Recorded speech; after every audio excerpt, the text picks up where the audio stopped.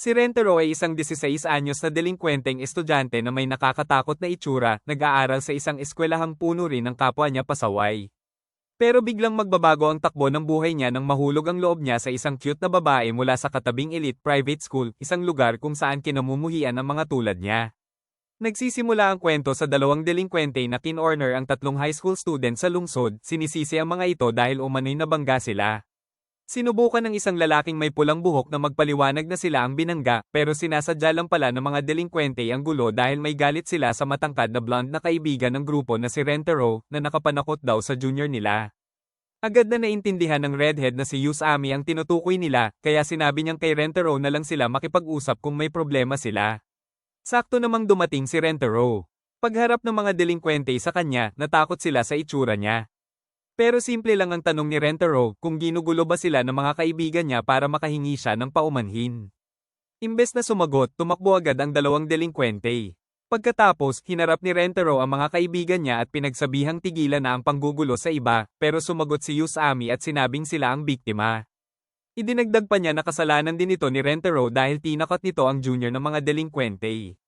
Habang papunta sila sa school, naalala ni Rentaro kung saan nagsimula ang lahat. Ikinwento niya na kagabi ay may nakita siyang lalaking hiniwalayan at sinampal ng girlfriend nito, kaya sinubukan niya itong eye comfort pero natakot ang lalaki sa itsura niya at agad tumakbo palayo. Naiintindihan ito ng mga kaibigan niya dahil kahit sino ay matatakot sa ganoong itsura lalo na sa gabi. Habang naglalakad, nakasalubong nila ang mga babaeng estudyante mula sa Kaikyo Private School. Tiningnan sila ng mga ito ng may matinding pagkadismaya dahil galing sila sa Chidori High School na kilala bilang paaralan ng mga delinkwente. May isang babaeng nakahulog ng panyo at pinulot iyon ni Yusami para ibalik, pero malamig siyang sinagot na itapon na lang iyon dahil ayaw na niyang gamitin matapos mahawakan ng maduming kamay. Sinabi ni Yusami na baka na-overwhelm lang ang mga babae sa itsura niya kahit alam niyang ayaw ng mga estudyante ng Kaikyo sa mga taga-Chidori. Alam din ni Rentaro kung gaano sila kamuhian ng mga taga-Kaikyo, at dahil dito ay naglalagay pa ng kurtina ang mga classroom para hindi sila makita. Pero wala itong epekto sa kanya dahil hindi naman niya iniisip na magkakaroon siya ng koneksyon sa mga estudyante roon kahit matapos ang pag-aaral. Pagkatapos ng klase, nagmamadaling umuwi si Rentaro kahit umuulan dahil kailangan niyang tumulong sa cake shop ng pamilya nila. Tinanong niya ang nanay niya kung ayos lang bang siya ang humarap sa mga customer kahit nakakatakot ang itsura niya, at sinabi ng nanay niya na iisa lang naman ang customer nila at malamang wala nang darating dahil sa ulan. Pagkaalis ng nanay niya, pamwesto si Rentaro sa counter at naisip na hindi pa niya nasasabi sa mga kaklase niya ang tungkol sa negosyo nila. Sinilip niya ang nag-iisang customer at nagulat siya nang makita ang isang cute at maliit na babae na nakaubos na ng pampamilyang serving ng cake. Namula agad ang babae nang makita si Rentaro kaya agad siyang kumuha ng tubig para sa kanya. Habang nagtataka si Rentaro kung saan napunta ang lahat ng kinain ng babae, lalo itong kinabahan at biglang tumakbo palabas ng shop, kaya inisip ni Rentaro na natakot na naman niya ang isang tao. Pagkatapos, kinausap ni Rentaro ang nanay niya tungkol sa nangyari, at doon niya nalaman na ang babaeng si Kaoru ay regular na customer sa shop nila at naging kaibigan na rin ng nanay niya. Humingi ng paumanhin si Rentaro, iniisip na baka hindi na bumalik si Kaoru dahil natakot niya ito. Pero naniniwala ang nanay niya na hindi ganoon si Kaoru. Sinabihan din siya na tigilan na ang pagsisisi sa sarili sa lahat ng bagay, pero hindi iyon sapat para gumaan ang loob niya, kaya nanatili siyang malungkot.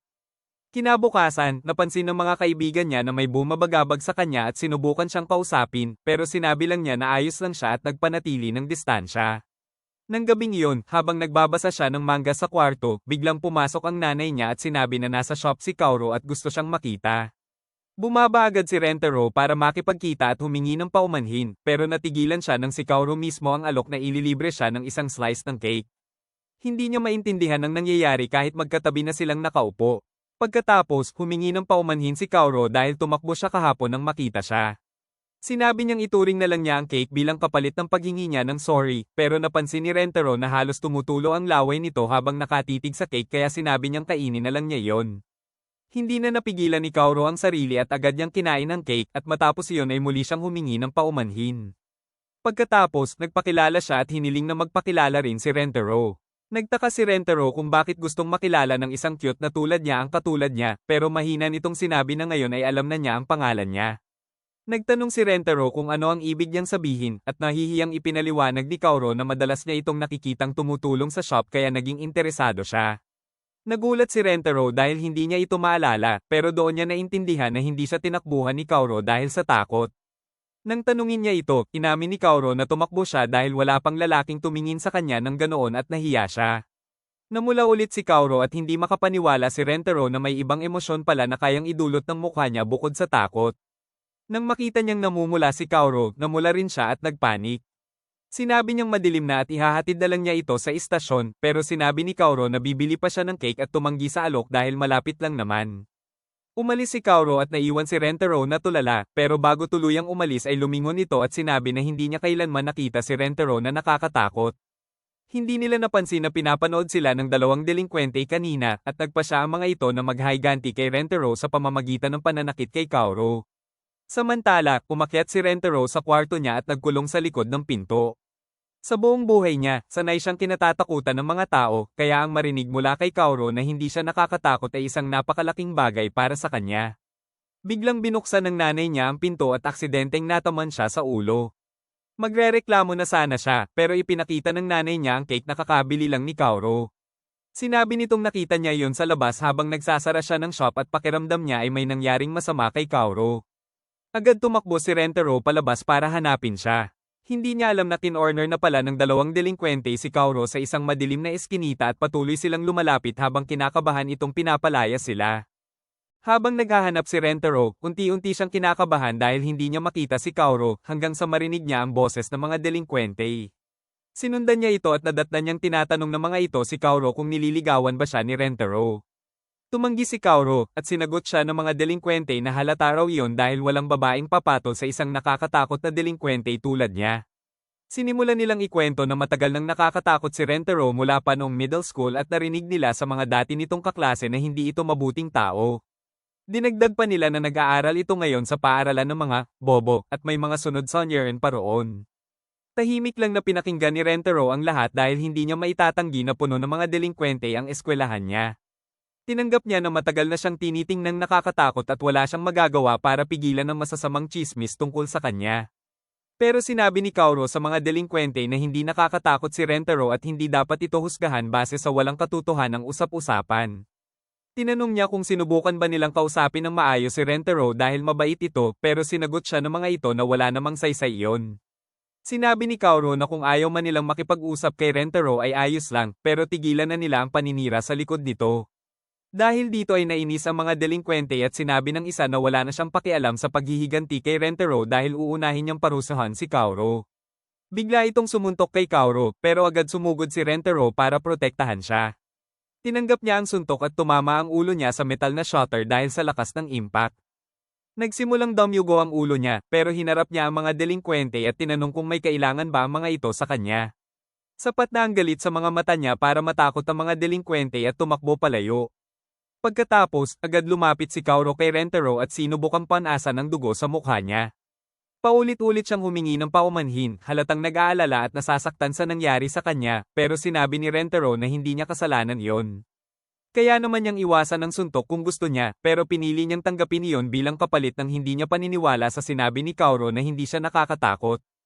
Humingi siya ng paumanhin dahil hindi siya nagtiwala sa kanya kahit tapat ito kanina, at dahil nadamay pa siya sa isang nakakatakot na sitwasyon.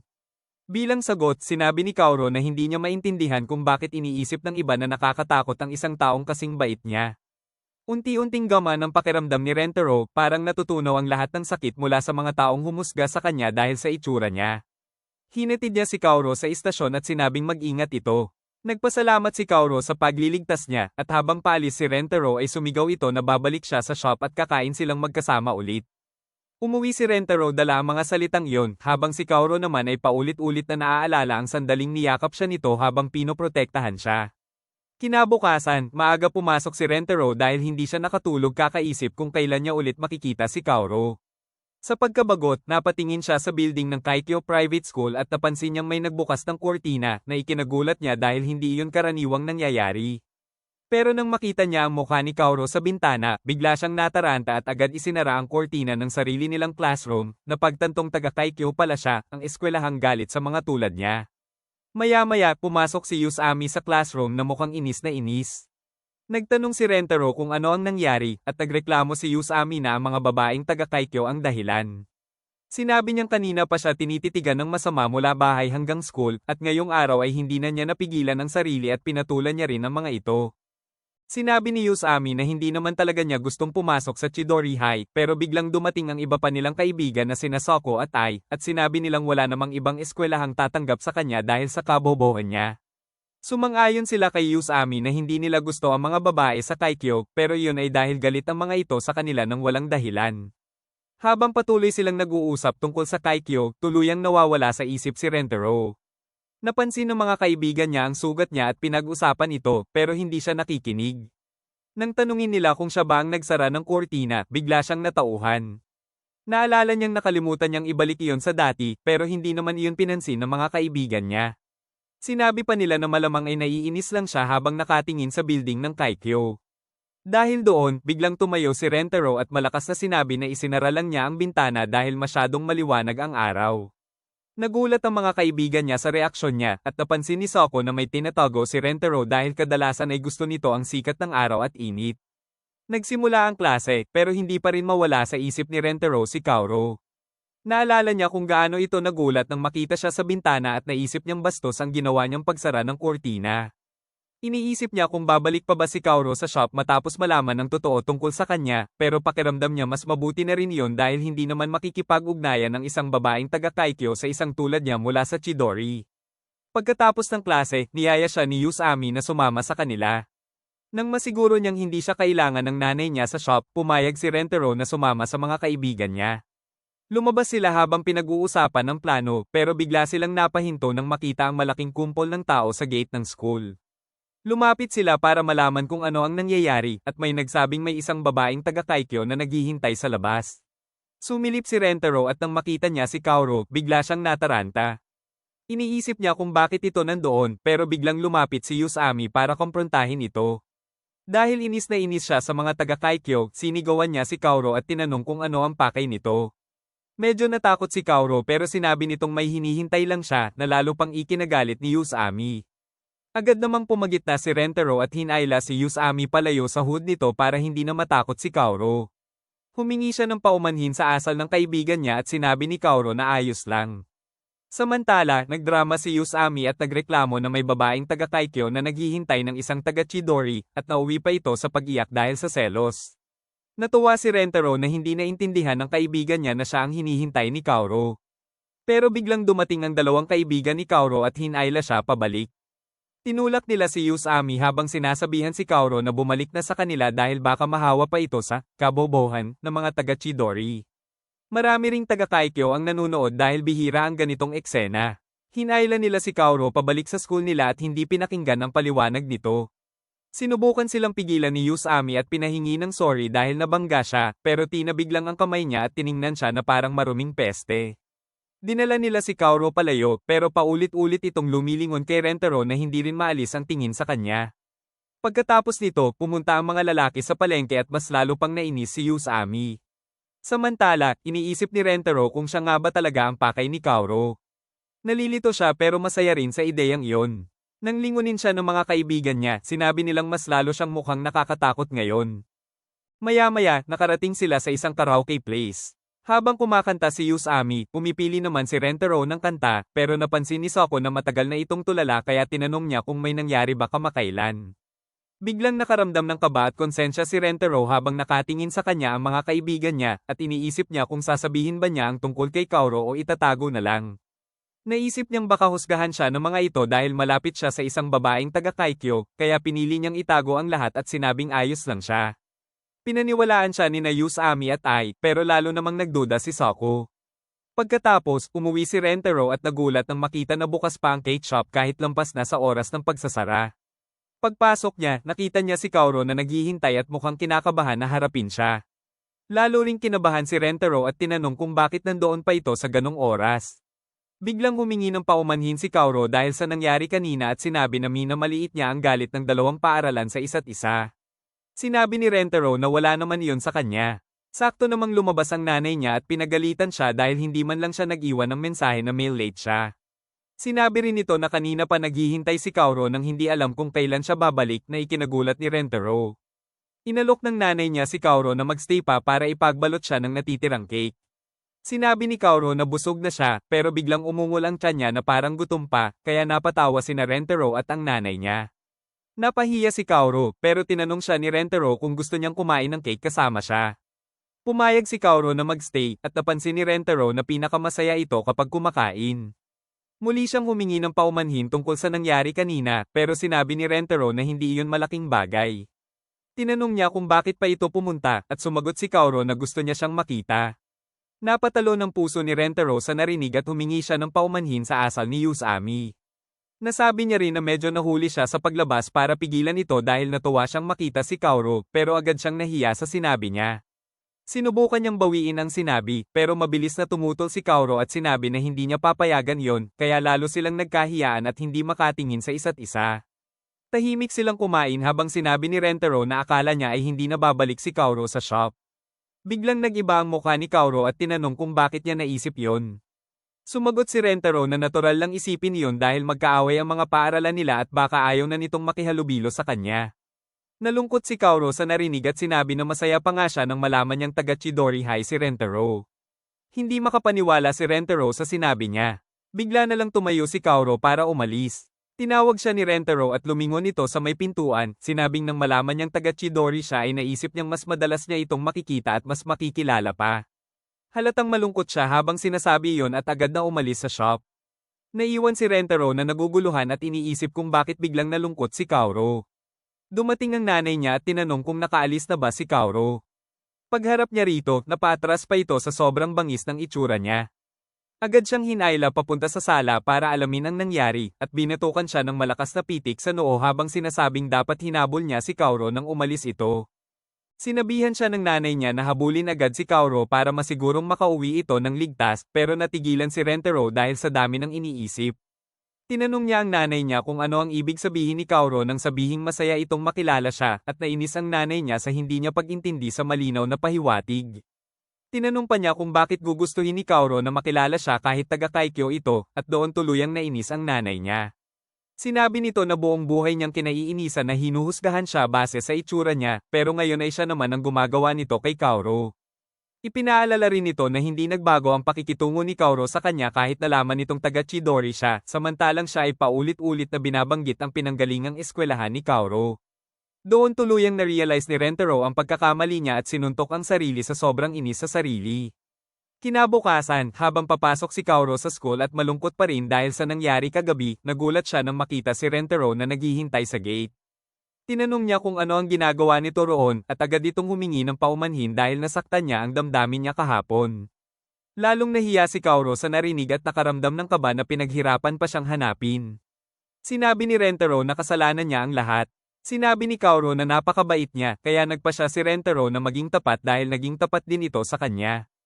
Inamin niya na sinubukan niyang ilayo si Kaoru sa sarili niya dahil iniisip niyang masasaktan ito kung lalapit sa kanya, lalo na dahil sa galit ng dalawang paaralan sa isa't isa.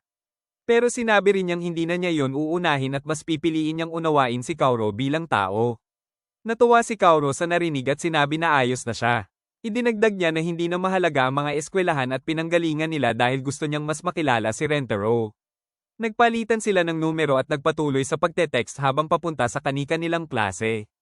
Wala pang ibang estudyante, kaya binuksan ni Kaoru ang kortina ng classroom niya para silipin si Rentaro.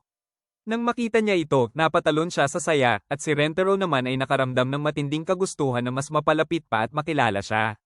Makalipas ang ilang linggo, dumating ang tag-init at dahil sa sobrang init, niyaya ni Usami si Rentaro na pumunta sa staff room para magpalamig sa aircon. Habang papunta sila, walang tigil si Usami sa pagrereklamo sa pagkabagot hanggang sa maalala niya na malapit na ang sports festival at sinabi niyang dapat nilang paghandaan iyon at maghangad na manalo. Pero pagdating nila sa staff room, sinabi ng isang guro na hindi sila pwedeng sumali sa sports festival at parang gumuho ang mundo ni Usami. Nagalit siya at tinanong kung bakit hindi sila pwedeng sumali at ipinaalala ng guro na ang mga bumagsak sa midterms ay kailangang kumuha ng supplementary exam na kasabay ng sports festival. Sinabi ni Usami na hindi pa naman nagsisimula ang exams kaya hindi pa sigurado na babagsak sila, pero nang tanungin siya kung kumpiyansa siyang papasa, direkta niyang sinabing sigurado siyang babagsak siya. Hindi na yun ikinagulat ng guro, pero nakiusap si Usami na bigyan siya ng motibasyon para pumasa. Sinabi niyang kapag pumasa siya at nanalo sa sports festival, ililibre niya ito ng ice cream. Saglit lang ang naging epekto nito dahil pagdating nila sa classroom ay nagpanik na naman siya. Nakiusap siya kay Soko na tulungan siya dahil ito lang ang may sapat na talino sa grupo, pero tumanggi si Soko dahil noong nakaraang taon ay pinagod lang niya ang sarili sa pagtuturo kay Usami na bumagsak pa rin. Habang nagtatalo sina Usami at Soko sa isang sulok, lumapit si Ayayato kay Rentaro para kamustahin siya. Aminado rin si Rentaro na wala siyang pag-asang pumasa. Sinabihan siya ni Ayayato na kumbinsihin si Soko na turuan sila kahit papaano. Pero biglang nagalit si Usami at sinabi na ayaw silang turuan ni Soko dahil gusto nitong hindi sila makasali sa sports festival pero papasa raw sila kahit walang tulong nito. Ayos lang iyon kay Soko pero lalo namang nawala ng pag-asa si Rentaro nang marinig na hindi na sila tutulungan. Sakto namang nakatanggap siya ng message mula sa nanay niya na imbitahin si Kaoru sa shop dahil may discount sila ngayon. Naalala ni Rentaro na matagal na ring hindi pumupunta si Kaoru at naisip niyang baka naubusan na ito ng baon. Nang magsimula ang klase, hindi na maalis ang atensyon ni Rentaro sa cellphone habang iniisip kung i-text ba niya si Kaoru. Sa wakas, naglakas loob siyang imbitahan nito pero walang reply kaya buong araw siyang naghintay na makita man lang nito ang message. Pagkatapos lang ng klase niya naisip na baka bawal gumamit ng cellphone ang mga estudyante sa Kaikyo habang nasa klase. Sa kabutihang palad, nakatanggap din siya ng reply mula kay Kaoru na humihingi ng paumanhin dahil sobrang busy siya ngayong buwan at hindi makakapunta sa shop. Nalungkot si Rentaro sa sagot nito. Pero biglang hinampes ni Usami ang mesa at sinabing pupunta sila sa City Library para mag-aral. Sumunod si Rentaro at naisip niyang ginagawa lang ito ni Usami para iwasan si Soko. Pagdating nila roon, umupo sila para mag-aral pero agad na pagtanto ni Usami na wala talaga siyang pag-asa dahil wala siyang masagutan kahit isang tanong. Sinabi ni Rentaro na dapat humingi na lang sila ng tulong kay Soko dahil siya lang ang makakatulong sa kanila, pero nahihiya si Usami dahil kahit tinuruan na siya noong nakaraang taon ay bumagsak pa rin siya. Iniisip niyang ayaw na rin siyang turuan ni Soko pero sinabi ni Rentaro na nagpapakipot lang ito. Nakumbinsi niya si Usami na bumalik at humingi ng tawad kay Soko at sinubukan niyang mag-focus sa pag-aaral. Maya-maya, napansin ni Rentaro ang dalawang babaeng naghahanap ng mauupuan kaya ibinigay niya ang pwesto niya sa mga ito. Habang naglalakad siya sa loob ng library, bigla niyang narinig ang boses ni Kaoru at nilapitan ito para siguruhin siya nga iyon. Nagulat siya nang makita si Kaoru na seryosong nag-aaral habang tinutulungan ang kaibigan niya. Napasinghap siya pero agad nagtago para hindi siya mapansin. Doon niya naintindihan na abala si Kaoru sa pag-aaral kaya hindi ito makapunta sa shop at may dahilan iyon dahil nag-aaral ito sa mas mataas na antas na paaralan. Narinig pa niya ang usapan nila at nalaman niyang mahilig magdoodle si Kaoru sa notebook niya kapag nagpapahinga at isa ito sa mga top student sa school. Biglang naisip ni Rentaro ang agwat nila, si Kaoru ay nangunguna sa Kaikyo na puno ng matatalinong estudyante, samantalang siya ay isang bagsak mula sa eskwelahang puno ng pasaway. Dahil dito, lumabas siya ng library at napagdesisyonan na matulog na lang dahil pakiramdam niya ay wala ring silbi ang pag-aaral para sa kanya. Pero pagdilat niya, nakita niya si Kaoru na nakatingin sa kanya. Nagulat si Rentaro at tinanong kung ano ang ginagawa nito roon pero tuwang-tuwa si Kaoru na makita siya ulit. Sinabi nitong nasal ayan siya kanina kaya nagpa siya itong magpahinga muna at kausapin siya. Tumayo si Rentaro at pinaupo siya at tinanong ni Kaoru kung nagpunta rin ba siya sa library para mag-aral na kinakabahang inamin ni Rentaro. Pagkatapos, humingi ng paumanhin si Kaoru dahil hindi niya natanggap ang imbitasyon ni Rentaro na pumunta sa shop pero sinabi niya na ayos lang iyon dahil may discount naman sila buwan-buwan. Sumagot si Kaoru na maglalaan siya ng oras sa susunod na linggo at mag-iipon din siya ng pera mula sa part-time job niya. Nagulat si Rentaro na marinig na may part-time job si Kaoru dahil akala niya ay galing ito sa mayamang pamilya. Napatawa si Kaoru at sinabi na hindi siya mayaman. Nakapasok siya sa Kaikyo dahil sa scholarship at pinapanatili niya ang pagiging number 1 para tuloy-tuloy niyang makuha iyon. Ikinwento niya kung gaano kahirap ang mag-aral buong araw at minsan ay kinukurot pa niya ang sarili para hindi antukin sa klase. Tinanong ni Rentaro kung bakit niya pinapahirapan ang sarili ng ganoon at sinabi ni Kaoru na pinakiusapan niya ang tatay niya na papasukin siya sa Kaikyo kahit middle class lang sila at pumayag ito. Ngayon ay gusto niyang patunayan na karapat-dapat siya sa pagkakataong iyon at ipinagmamalaki niya ang mga nagawa niya. Doon napagtanto ni Rentaro na muli na naman niyang hinusgahan si Kaoru nang hindi ito lubos na kilala kaya nakaramdam siya ng hiya. Naglakas loob siyang humiling na turuan siya ni Kaoru dahil ayaw niyang bumagsak ngayong taon lalo na para sa mga kaibigan niya. Bigla niyang naisip na baka sobra ang hinihingi niya dahil abala na si Kaoru pero inabot siya nito ng rice cake at sinabing maglalaan siya ng oras para sa kanya. Pagkatapos, sinabi ni Kaoru na babalik muna siya sa kaibigan niya na kasalukuyang nag-aaral kasama niya pero umalis sandali para may bilhin. Sakto namang dumating ang kaibigan niyang si Sub-Aro na halatang istrikto ang dating. Tinanong nito si Kaoru kung ano ang ginagawa niya kasama ang isang lalaki at malamig nitong tinignan si Rentaro habang tinatanong kung taga Chidori ba siya. Nang umamin si Rentaro, agad siyang sinabihan ni Sub-Aro na lumayo kay Kaoru dahil ayaw nitong mahawa ito sa kabobohan niya. Sinabi rin nito kay Kaoru na umalis na sila at siya na ang baalang magbantay dito. Sinubukan ni Kaoru na magpaliwanag pero dumating naman sina Usami at ang mga kaibigan nito. Pagkakita pa lang nila sa mga taga-Kaikyo ay agad nang sumama ang pakiramdam nila at si Sub-Aro naman ay nainis din at sinabing dumami pa ang mga hayop. Agad lumapit si Usami at tinanong kung ano ang ginagawa ng dalawang babaeng taga-Kaikyo kasama si Rentaro dahil hindi naman daw ito lalapit sa kanila. Hindi sila pinansin ni Sub-Aro at sinabi na umalis na sila. Pero napansin ni Usami na parang nakita na niya si Kaoru dati, kaya lumapit siya para mas maigi itong makita. Agad namang kumilos sina Rentaro at Sub-Aro para pigilan siya sa magkaibang dahilan. Si Rentaro ay nagselos habang si Sub-Aro ay sobrang protective kay Kaoru. Nagtaka si Sub-Aro kung bakit pinipigilan din ni Rentaro habang si Usami naman ang pinaka-nalilito dahil wala naman siyang ginagawa. Nagpa siya si Sub-Aro na umalis na lang agad pero sinalo ni Soko ang sitwasyon at tinanong siya kung ano ang ginagawa niya kanina kasama si Rentaro. Sinabi pa niya na kahit ang mga taga-Kaikyo ay pwede pa ring maging bobo kung hindi nila naiintindihan ang simpleng tanong at lalo pa niya itong pinersonal ng pintasan ang kakaibang kulay ng buhok nito, sinasabing siguro ay pinapayagan iyon ng school nila dahil isa lang siyang spoiled na mayamang prinsesa na ikinasakit ni Sub-Aro. Sinubukan ni Kaoru na ipagtanggol si Sub-Aro pero nauna si Rentaro at pinigilan si Soko, sinabing hindi ito dapat maging masama sa iba ng walang dahilan.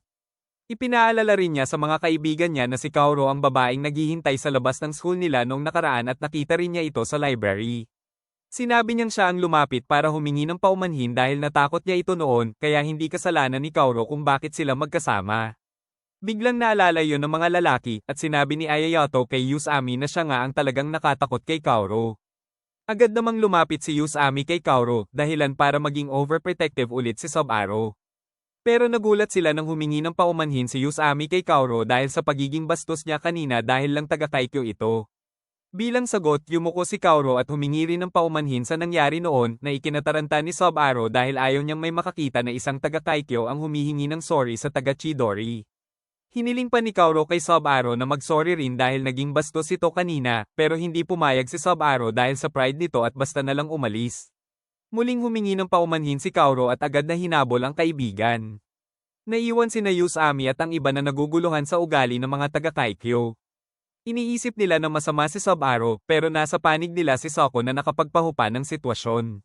Sinabi nilang ginawa niya iyon para sa kanila pero nahiya si Soko at sinabing kasalanan nila kung bakit hindi nila kayang ipagtanggol ang sarili nila. Samantala, sinabi rin ni Kaoru kay Sub-Aro na dapat mas maayos ang naging asal nito kahit nahihirapan itong makitungo sa mga lalaki. Sumagot si Sub-Aro na para sa kanya, parang mababangis na hayop ang mga lalaki, lalo na ang mga taga-Chidori. Pero na-curious siya kay Rentaro dahil ipinagtanggol siya nito, kaya tinanong niya si Kaoru tungkol dito. Namula si Kaoru habang sinasabing mabait si Rentaro pero nalunod sa sariling iniisip si Sub-Aro at hindi na pinakinggan ang iba. Kinagabihan, sinusubukan ni Rentaro na aralin ang itinuro ni Soko pero wala siyang ma-progress. Bigla siyang nakatanggap ng message mula kay Kaoru na nagtatanong kung pwede silang mag-usap at agad siyang nag-reply. Maya-maya, tumawag si Kaoru na ikinagulat niya at halata ring kinakabahan ito. Humingi ito ng paumanhin para sa asal ni Sub-Aro kanina at humingi rin ng paumanhin si Rentaro para sa mga kaibigan niya. Sinabi ni Kaoru na pasensya na rin dahil kinailangan niyang magsinungaling para sa kanya at sinabi pa nitong ang cool daw ng ginawa niya. Namula si Rentaro sa narinig at napansin niyang tuwing kausap niya si Kaoru ay hindi niya lubos maintindihan ang nararamdaman niya. Pagkatapos, itinakda ni Kaoru ang oras at lugar para sa study session nila at nang mapansing matatapos na ang tawag, nagmadali si Rentaro. Sinabi niya na pwede na nitong iwan ng formal na pakikipag-usap at maging casual na lang sa kanya. Sumagot si Kaoru na gagawin niya iyon sa susunod at tinapos na ang tawag. Pareho nilang inisip na sila lang ang nakakaramdam ng hiya at kaba matapos iyon. Dumating ang araw ng study session at maagang nagising si Rentaro kahit walang alarm. Paulit-ulit niyang tinitingnan ang mga mensaheng ipinagpalitan nila ni Kaoru na naging kalahati na ng screen time niya nitong mga nakaraang araw. Pagkatapos, sumakay siya ng tren papunta sa tagpuan nila. Kahit kalmado ang itsura niya, magulo ang isip niya. Hindi siya makapaniwala na makikipagkita siya kay Kauro sa weekend at iniisip pa niya kung tama ba ang suot niya para sa okasyon. Dumating siya ng mas maaga kaysa sa napag-usapan at iniisip kung paano niya palilipasin ang oras habang naghihintay. Nagulat si Rentaro nang makita na nandoon na pala si Kauro at mukhang sobra pa ang ayos niya para sa simpleng study session. Humingi siya ng paumanhin dahil pinaghintay niya ito, pero sinabi ni Kauro na maaga rin siyang dumating dahil kinakabahan siya. Sinabi rin ni Rentaro na pareho sila ng nararamdaman, pero bigla siyang nailang nang mapansin niyang mas cute kaysa dati si Kauro ngayon. Pagkatapos, pumunta sila sa malapit na kafe para kumain bago mag-aral at sinabi ni Kauro na matagal na niyang gustong subukan ang lugar na iyon. Naalala na naman ni Rentaro kung gaano ito mahilig kumain, kaya paminsan-minsan ay pasimpleng tinitingnan niya ito. Pagkatapos kumain, sinimulan na ni Kauro ang study session at tinanong si Rentaro kung anong subject ang uunahin nila. Sinabi niya na pinakahirap siya sa math, kaya yun muna ang pagtuunan nila. Ipinakita niya ang mga problemang hindi niya masolve, at nang lumapit si Kauro para tingnan, napagtanto nilang masyado silang malapit sa isa't isa. Agad silang umatras at parehong nataranta. Sinimulan ni Kauro na ipaliwanag ang mga solusyon, pero hirap si Rentaro mag-focus dahil sa sobrang bilis ng tibok ng puso niya. Nagpatuloy sila sa pag-aaral at tinanong ni Kauro kung bakit siya sobrang determinado dahil alam niyang ayaw nitong bumagsak ngayong taon. Sinabi ni Rentaro na may sports festival pagkatapos ng exams at kung babagsak siya, hindi siya makakasali. Gusto niyang makasama ang mga kaibigan niya sa festival kahit alam niyang medyo mababaw ang dahilan.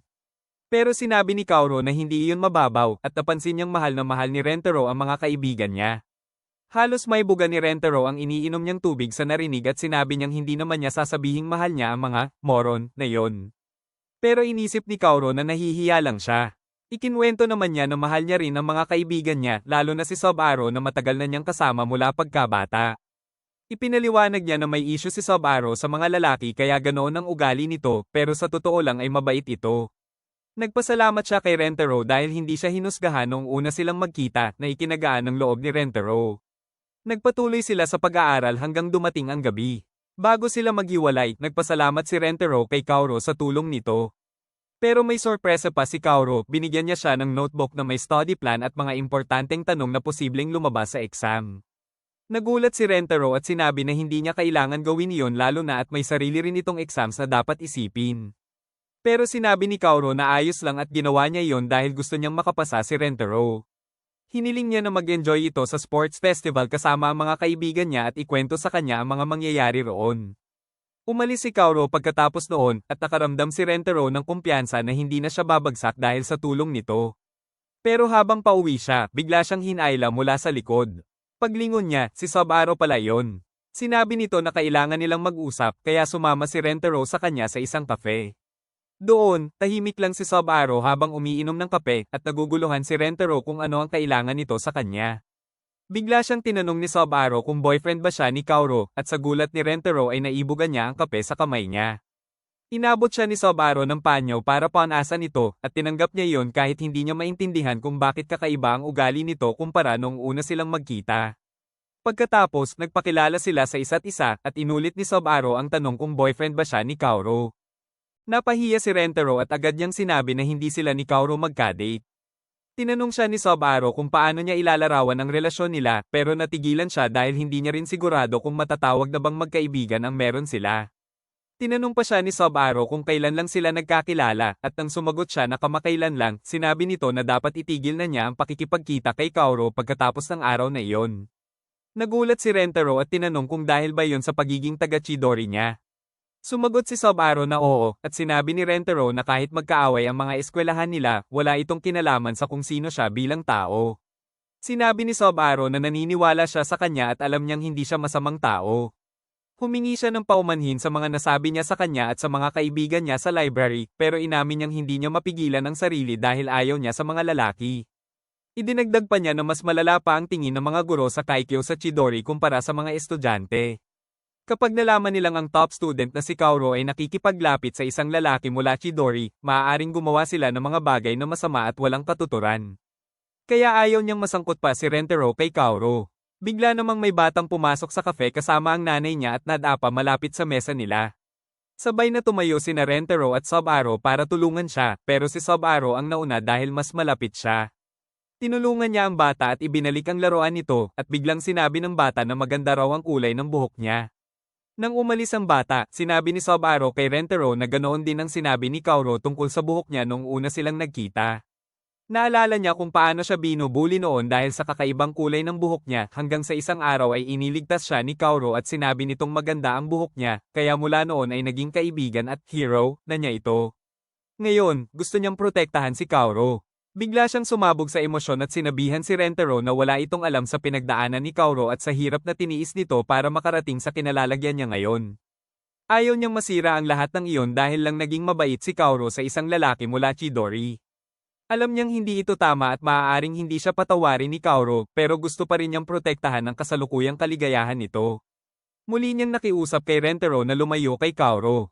Napaisip si Rentaro sa galit ng dalawang paaralan at alam niyang tapat si Subaru sa sinasabi niya.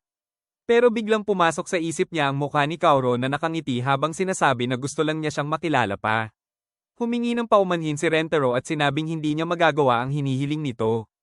Tahimik itong tinanggap ni Subaru dahil alam niya sa sarili niyang hindi rin niya kayang isuko si Kaoru tulad ng hindi rin bibitaw si Rentaro. Umalis si Rentaro at naiwan si Subaru na nag-iisip kung ano ba talaga ang ginagawa niya. Sumakay si Rentaro sa tren at sinubukang mag-aral gamit ang notes ni Kaoru pero hindi siya makapag-focus. Napabuntong hininga siya at napatingin ang mga lalaking nakaupo malapit sa kanya na nagpanik dahil akala nila galit siya. Pero si Rentaro ay iniisip lang kung gaano kaiba si Subaru kaysa sa inaakala niya at kung kaya ba niyang maging ganoon din katapat para sa ibang tao. Biglang huminto ang tren sa susunod na istasyon at may dalawang babae na sumakay. Humanap sila ng mauupuan pero puno na ang mga upuan at iisa na lang ang bakante sa tabi ni Rentaro. Tumayo siya para ibigay iyon sa kanila at agad siyang nakilala ng mga babae bilang ang lalaking nagbigay ng upuan sa kanila sa library noong nakaraang linggo. Lumapit sila at nagpasalamat habang unti-unting naaalala rin ni Rentaro ang kanilang mga mukha. Tinanong ni Rentaro ang dalawang babae kung naging maayos ba ang study session nila pero kabado sila dahil natatakot pa rin sila sa kanya. Gayunpaman, ngumiti lang siya ng mahinahon at binati sila ng good luck sa pag-aaral bago umalis na ikinagulat ng dalawa. Doon nila napagtanto na mabait pala talaga si Rentaro. Samantala, nagulat din si Rentaro na nagkaroon ng lakas ng loob ang mga babae na pasalamatan siya at naalala niya kung paano kahit si Kaoru ay laging nagpapasalamat sa kanya kahit sa maliliit na bagay. Patuloy niyang iniisip kung gaano kabait si Kaoru at naiisip niya na malamang ay ilang beses na rin itong tinulungan si Subaru. Dahil dito, napapaisip siya kung tama ba ang naging desisyon niyang tanggihan ang pakiusap ni Subaru na layuan si Kaoru. Dumating ang resulta ng exam sa Chidori High at inanunsyo ng guro ang mga score ng may excitement. Tinawag niya sina Usami at Rentaro at masayang sinabi na pareho silang pumasa. Nagsaya ang buong klase nang malaman na nakapasa sila at kahit si Rentaro ay nakascore pa ng higit 50 marks. Nagulat ang mga kaibigan nila sa reaksyon ng klase dahil para bang milagro ito. May isang estudyanteng nag-interview kay Usami kung ano ang nararamdaman niya at sinabi niyang sobra siyang nag-focus kaya parang lumala pa ang paningin niya. Tinanong naman si Rentaro at simple lang niyang sinagot na masaya siya. Naging emosyonal ang lahat pati ang guro ay napaluha. Sinabi ni Usami na lahat ng credit ay kay Soko kaya tinawag ng buong klase si Soko na MVP ng exams. Habang masaya si Rentaro, naisip niyang i-text si Kaoru para ibalita ang resulta, pero naalala niya ang sinabi ni Subaru kaya nagdadalawang isip siya. Bigla namang nagkagulo sa klase at natabig ang desk ni Rentaro habang pinupulupot si Soko ng mga kaklase niya. Habang pinupulot niya ang gamit, napansin ni Soko ang isang textbook na may good luck note mula kay Kaoru at tinanong kung ano yon. Biglang natahimik si Rentaro at naramdaman ni Soko na may mali. Lumapit din si Usami at si Ayayato at kinuha ni Ayato ang notebook at nabasa ang pangalan ni Kaoru. Biglang inagaw ito ni Rentaro pero huli na dahil naalala na ni Soko na si Subaru ang tumawag kay Kaoru nung nasa labas sila ng library.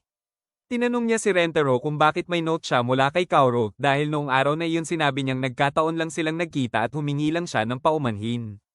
Natahimik ang klase pero hindi pa rin nila lubos na naiintindihan dahil wala silang masyadong alam. Sinabi ni Soko na napansin niyang nagbago si Rentaro at ipinagtatanggol na niya ang Kaikyo.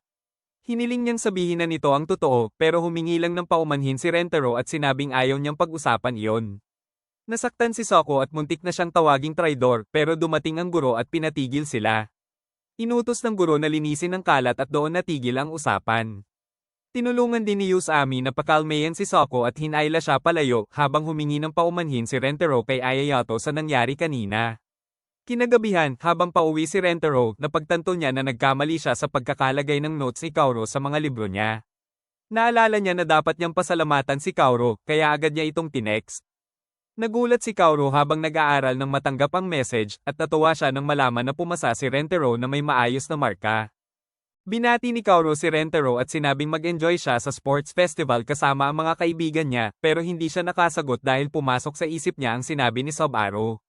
Gayunpaman, masaya na si Kaoru na nabasa nito ang message niya at iniisip niya kung saang event siya sasali.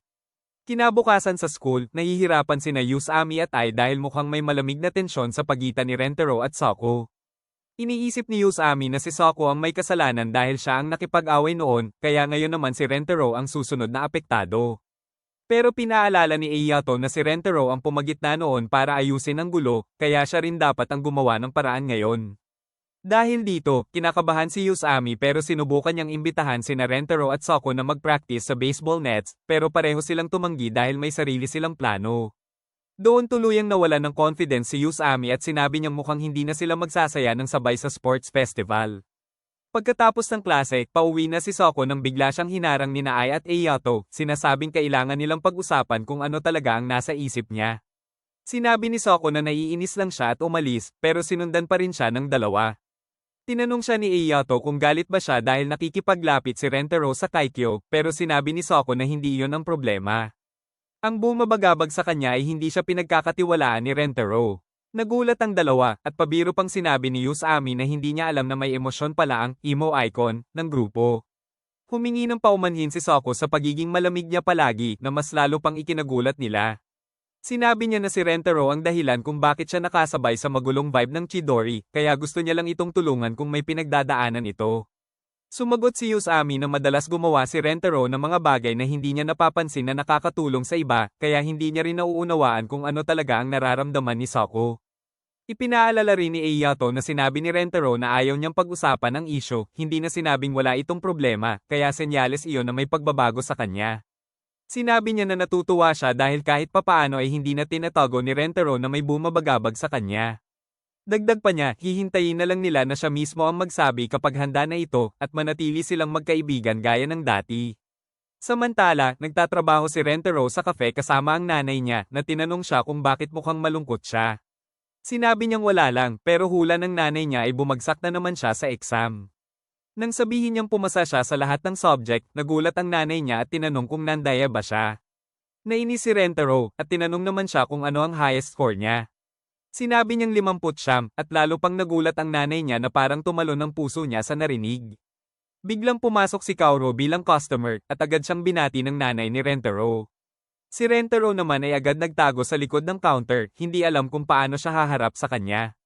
Tinanong ni Kaoru kung may cake pa dahil gusto niyang i-treat ang sarili niya sa magandang resulta ng midterms. Sinabi ng nanay niya na maganda rin ang naging resulta ng anak niya at sinenyasan ni Rentaro na huwag nang ipaalam na nandyan siya, pero hindi siya pinakinggan.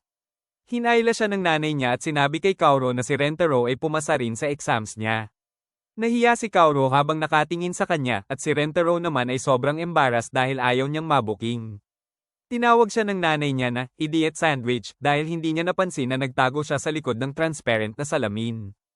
Pinansin ng nanay ni Rentaro ang awkward na tensyon sa pagitan nila ni Kaoru, kaya nagdesisyon siyang bigyan sila ng privacy. Sinabihan niya si Rentaro na siya na ang kumuha ng order ni Kaoru dahil may gagawin siya sa kusina, at mabilis siyang umalis. Naiwan sina Rentaro at Kaoru na mag-isa, kaya lalo silang naging mailap sa isa't isa. Sinabi ni Kaoru na mamaya na lang niya ibibigay ang order niya, pero bago iyon, gusto muna niyang mag-high five sa kanya. Natulala si Rentaro habang tinitingnan ang kamay niya, at tinanong siya ni Kaoru kung hindi pa ba siya nakapag-high five kahit kailan. Sinabi niyang ito ang paraan niya para batiin siya sa pagpasa sa exams at para rin mag-wish ng good luck sa sports festival. Biglang sumikip ang dibdib ni Rentaro sa naisip niyang baka wala na siyang makakasamang kaibigan sa festival. Gayunpaman, dahan-dahan siyang nag-high five kay Kaoru, pero napansin nito na malungkot ang mukha niya. Nang matapos niyang ipack ang order, inalok niya si Kaoru na ihatid ito sa station, pero tumanggi siya at sinabing kaya niya ang sarili niya. Bigla niyang sinabi na kapag nalulungkot siya, kumakain lang siya ng marami para gamaan ang pakiramdam niya, at baka makatulong din iyon kay Rentaro. Nagsimula siyang magkwento kung gaano siya mahilig kumain at kung paano iyon nagbibigay sa kanya ng energy, pero sa dami ng sinasabi niya ay nakalimutan na niya ang punto niya. Biglang natawa si Rentaro at napangiti si Kauro dahil masaya siyang napaganya ang loob nito. Nang makita ni Rentaro ang ngiti niya, parang sumabog ang damdamin niya sa dibdib. Pagkaalis ni Kauro, napaisip si Rentaro na ang pagkikita nila ay nagbigay sa kanya ng clarity na hinahanap niya. Naalala niya ang sinabi ni Subaru na dapat umiwas siya kay Kauro at alam niyang tama iyon, pero bago pa niya maproseso ng maayos, tumanggi na siya noon. Alam niyang napakabait ni Kauro at iginagalang niya ito, pero pakiramdam niya ay hindi na sapat iyon para ilarawan ang nararamdaman niya. Samantala, masaya rin si Kauro na nakita niya si Rentaro at lalo siyang natuwa nang makita siyang tumawa ng totoo. Iniisip niya na medyo cute ito, pero bigla niyang naalala na mukhang may problema ito at hindi man lang sumagot sa text niya kanina. Napaisip siya na dapat tinanong niya kung okay lang ba ito. Bigla siyang nakatanggap ng message at lumaki ang mata niya sa gulat. Sa bahay naman ni Rentaro, maagang naghanda ng dinner ang nanay niya para ipagdiwang ang pagpasa niya sa exams. Hindi siya makapaniwala na nakakuha ito ng 59 marks. Sinabi niyang masaya siya para sa kanya, pero agad siyang sinabihan ni Rentaro na halos bumagsak lang siya kaya wala dapat ipagdiwang. Sumagot ang nanay niya na napansin niyang nagsisikap siya nitong mga nakaraang araw at naalala niya kung paano ito dati ay sumusuko agad sa maraming bagay. Pero ngayon, hindi na. Sinabi niya na mas masaya siya doon kaysa sa simpleng pagpasa at sana ay ipagpatuloy niya ang pagsusumikap kahit ano pa man ang dahilan niya. Samantala, si Kauro ay pumunta sa isang park para makipagkita kay Subaru, ayon sa text na natanggap niya. Tinanong siya ni Subaru kung saan siya galing dahil mukhang nakaayos siya, pero tinawag lang iyon ni Kauro na simpleng lakad. Bigla niyang napansin na ang park na iyon ay pareho ng pinaglalaroan nila noong bata pa sila. Habang naglalakad-lakad siya, tinanong niya si Subaru kung bakit siya pinapunta roon at hindi na lang sa school kinabukasan. Sumagot si Subaru na hindi pwedeng hintayin pa iyon dahil tungkol ito kay Rentaro. Naging seryoso si Kauro, at doon biglang sinabi ni Subaru na nakausap niya si Rentaro kamakailan at sinabi niya itong layuan siya. Naalala ni Subaru ang isang alaala noong bata pa sila nang mahulog si Kauro mula sa monkey bars. Ayos lang naman si Kauro noon pero si Subaru ang napaiyak sa sobrang pag-aalala. Sa huli, si Kauro pa ang siyang nagpakalma at umalo sa kanya. Ngayon, iniisip ni Subaru na noon pa man gusto na niyang maging kasing tapang at kabait ni Kauro, pero ang mga ginawa niya ay maaaring nasaktan ito. Ipinaliwanag niya na nakita niya sina Kauro at Rentaro sa palengke ng nagkataon, pero hindi niya napigilan ang sarili niyang makialam. Nang umalis si Kauro, nilapitan niya si Rentaro at pinakiusapan itong layuan si Kauro. Humingi siya ng tawad kay Kauro, sinasabing naging makasarili siya at hindi niya dapat ginawa yon. Pero imbes na magalit, sinabi ni Kauro na mas nagulat siya sa biglaang paghingi ng tawad ni Subaru. Alam niya na ginawa iyon ni Subaru para protektahan siya dahil sa alitan ng kanilang mga paaralan. Tinawag niya itong mabait at siya pa ang humingi ng paumanhin sa lahat ng gulong na naidulot nito. Mas lalong nasaktan si Subaru dahil wala namang dahilan si Kauro para mag-sorry. Mula nang makilala niya si Rentaro, naging sobrang guilty at balisa si Subaru, iniisip na baka nasabi nito kay Kauro ang nangyari. Kaya umiwas siya sa mga kaibigan niya at kinimkim ang lahat. Pero napagtanto niya na hindi sinabi ni Rentaro ang kahit ano at malamang ay hindi rin niya gagawin iyon. Akala niya kung hindi malalaman ni Kauro ang totoo, hindi siya kapupuotan nito. Pero hindi siya pinayagan ng konsensya niya na manahimik kaya tinext niya si Kauro para ilabas ang bigat ng loob niya. Ngunit kahit sa pag-amin niya, si Kauro pa rin ang humihingi ng tawad at doon tuluyang bumigat ang loob ni Subaru. Napaiyak siya, sinasabing siya pa rin ang duwag na bata noon at hindi siya kailanman magiging katulad ng hero niya. Itinago niya ang mukha niya, pero biglang hinawakan ni Kauro ang mga kamay niya at pinigilan siyang umiyak. Ngumiti si Kauro at biglang inaya siyang bumalik sa alaala ng nakaraan. Sa isang iglap, umakyat siya muli sa monkey bars. Natulala si Subaru at sinabihan siya na madudumihan ang damit niya, pero sinabi ni Kauro na dati naman ay araw-araw silang madumi habang naglalaro sa park at laging napapagalitan pag-uwi. Tinanong niya si Subaru kung naaalala niya ang araw na nahulog siya roon, at sinabi ni Subaru na oo. Aminado si Kauro na masakit ang pagkahulog niya noon, pero mas inalala niya ang pag-iyak ni Subaru at ang sinabi nitong, ako na lang ang saktan, huwag siya. Nahihiya si Subaru sa alaala na yon, pero sinabi ni Kauro na sobra siyang na-shock noon kaya nakalimutan niya pati sakit. Idinagdag pa niya na mabait na talaga si Subaru kahit noon pa man, pero agad itong tumanggi at sinabing hindi siya mabait. Doon na nainis si Kauro at nagwala ng cute, sinasabing hindi patas na palagi na lang minamaliit ni Subaru ang sarili niya. Ipinaalala niya na si Subaru ang laging nasa tabi niya mula pagkabata at siya rin ang tumutulong sa kanya sa tuwing kailangan niya. Sinabi niyang isa siyang napakagandang tao at uulitin niya yon kahit ilang beses pa para lang maibsan ang mababang tingin nito sa sarili. Nayanig si Subaru sa mga sinabi ni Kaoru at napagtanto niyang totoo yon, lagi siyang nandyan noon pa man. Kahit noong una silang nagkakilala, siya pa ang unang nagsabi na maganda ang buhok niya. Napagtanto niya na kailangan niyang baguhin ang sarili niya at hindi na basta sisirain ang sarili niya. Bilang unang hakbang, niyakap ni Subaru si Kaoru at pagkatapos ay ikinwento niya ang nangyari sa pag-uusap nila ni Rentaro. Sinabi niya na binalaan niya si Rentaro na maaaring mapahamak si Kaoru kung makikita silang magkasama dahil scholarship student ito sa Kaikyo. Pero napagtanto ni Subaru na dapat sana ay tinanong muna niya si Kaoru kung ano talaga ang gusto nito bago siya gumawa ng desisyon para sa kanya. Nahihiyang sumagot si Kaoru na gusto pa rin niyang makipagkita kay Rentaro kaya tinanong siya ni Subaru kung gusto ba niya ito. Sa huli, inamin ni Kaoru ng diretso na gusto niya talaga si Rentaro at sapat na iyon para kay Subaru. Sinabi ni Subaru na noong pinakiusapan niya si Rentaro na layuan si Kaoru, ganoon din ang sagot nito, humingi siya ng paumanhin, pero sinabi niyang gusto pa rin niyang makilala si Kaoru at makipagkita sa kanya. Namula si Kaoru sa narinig at si Subaru naman ay napangiti habang umiiyak. Inamin ni Subaru na kahit nagpapakatatag siya ngayon, isa pa rin siyang duwag na hindi kayang mahalin ang sarili niya. Pero ayaw rin niyang pabayaan si Kaoru, kaya mananatili siya sa tabi nito at umaasang balang araw magiging karapat-dapat siya sa pagkakaibigan at pagmamahal nito. Pagkatapos noon, sabay silang umuwi. Sinabi pa ni Kaoru na nakakagaan ng loob makita ang crybaby Subaru ulit na ikinahiya naman nito. Pero biglang huminto si Kaoru nang makatanggap siya ng text mula kay Rentaro na may gusto itong itanong sa kanya. Samantala, si Rentaro naman ay sobrang kinakabahan din. Hindi niya akalaing magre-reply pa siya kay Kaoru matapos ang lahat. Iniisip niyang mas mabuti sigurong kausapin muna si Subaru para malanawan ang isip niya at ilayo ang sarili kay Kaoru pero wala siyang kontak nito. Si Kaoru lang ang pwede niyang pagtanungan pero delikado iyon dahil baka malaman ni Subaru na nag-uusap sila. Habang naguguluhan siya, bigla siyang nakatanggap ng tawag mula kay Kaoru. Agad siyang nataranta pero sinagot pa rin niya. Sa kabilang linya, ganoon din kanerbiyos si Kaoru. Humingi agad ng paumanhin si Rentaro dahil matagal siyang hindi nakasagot. Sinabi ni Kaoru na okay lang iyon at minsan din niyang nakakalimutan mag-reply. Tinanong niya kung ano ang gusto nitong sabihin at sinabi ni Rentaro na may gusto siyang kausapin tungkol kay Subaru. Kinakabahan siyang humanap ng dahilan pero biglang sinabi ni Kaoru na nasa tabi lang niya si Subaru at ibinigay na nito ang phone sa kanya. Natulala si Rentaro sa gulat. Tinanggap ni Subaru ang tawag at malamig na tinanong siya kung ano ang kailangan niya. Sinabi ni Rentaro na gusto niyang pag-usapan ang napag-usapan nila sa cafe noon. Sinabi ni Subaru na magkita sila pagkatapos ng klase kinabukasan. Kinabukasan, nagkita sila sa park. Tinignan muna ni Rentaro si Subaru at tinanong kung okay lang ba itong nakasuot pa rin ng school uniform at sinagot siya nito na wala naman siyang problema doon. Nagpasalamat siya sa pag-aalala at tinanong kung ano ang gusto niyang pag-usapan.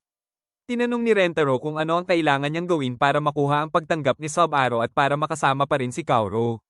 Paalala ni Subaru, hindi siya nanay ni Kaoru. Sinabi ni Rentaro na naiintindihan niya na may punto si Subaru pero gusto pa rin niyang makilala si Kaoru. Ayaw rin niyang magdulot ng problema kaya inisip niyang si Subaru ang makakatulong sa kanya na mahanap ang tamang desisyon. Nagulat si Subaru sa sinabi niya pero sinagot niya na wala naman siyang kailangang itanong pa sa kanya. Ipinaalala niya na ang hiling niya noon ay makasarili at tinanggihan niya iyon. Sa tingin niya, dapat galit si Rentaro sa kanya dahil sa mga masasakit na sinabi niya noon. Pero sinabi ni Rentaro na hindi siya galit. Alam niyang mahalaga si Kaoru kay Subaru at lalo pa niyang iginagalang ito dahil doon. Gusto niyang marinig ang sagot nito para masigurong walang masamang mangyayari kay Kaoru kapag nakipagkita si Rentaro sa kanya. Yumuko si Rentaro at nagmakaawa sa kanya ng tulong, kaya napansin ni Subaru na sobra siyang mabait kahit sa sarili niyang kapakanan ay isinasantabi niya ito. Napaisip si Subaru na parang tanga siya sa lahat ng pagkakataong pinakitunguhan niya si Rentaro ng masama at sinabi niya rito na naikwento na niya kay Kaoru ang lahat tungkol sa pagkikita nila kagabi. Natarante si Rentaro sa narinig at agad niyang tinanong kung ano ang eksaktong sinabi nito lalo na kung naikwento ba niya ang sagot niya, pero hindi pinansin ni Subaru ang tanong niya at sinabi na ayos lang basta magkikita sina Rentaro at Kaoru sa lugar na malayo sa kanilang mga eskwelahan. Natuwa si Rentaro sa sagot na iyon pero biglang may tumamang bola ng soccer sa dibdib niya mula sa ere kaya natambe siya dahil sa lakas ng impact.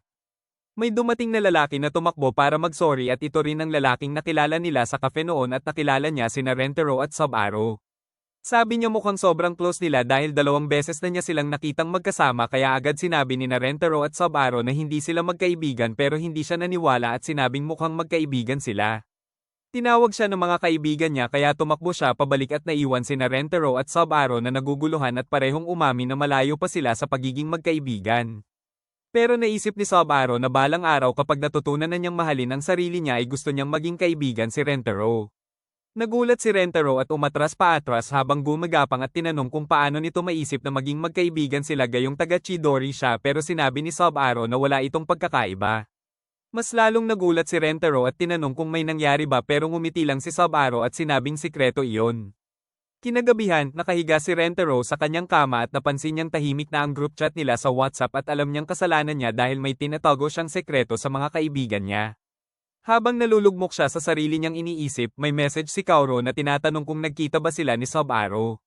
Sumagot si Rentaro na nagkita nga sila at humingi rin siya ng paumanhin dahil hindi niya nasabi ang tungkol sa pagkikita nila ni Sub-Aro sa cafe noon.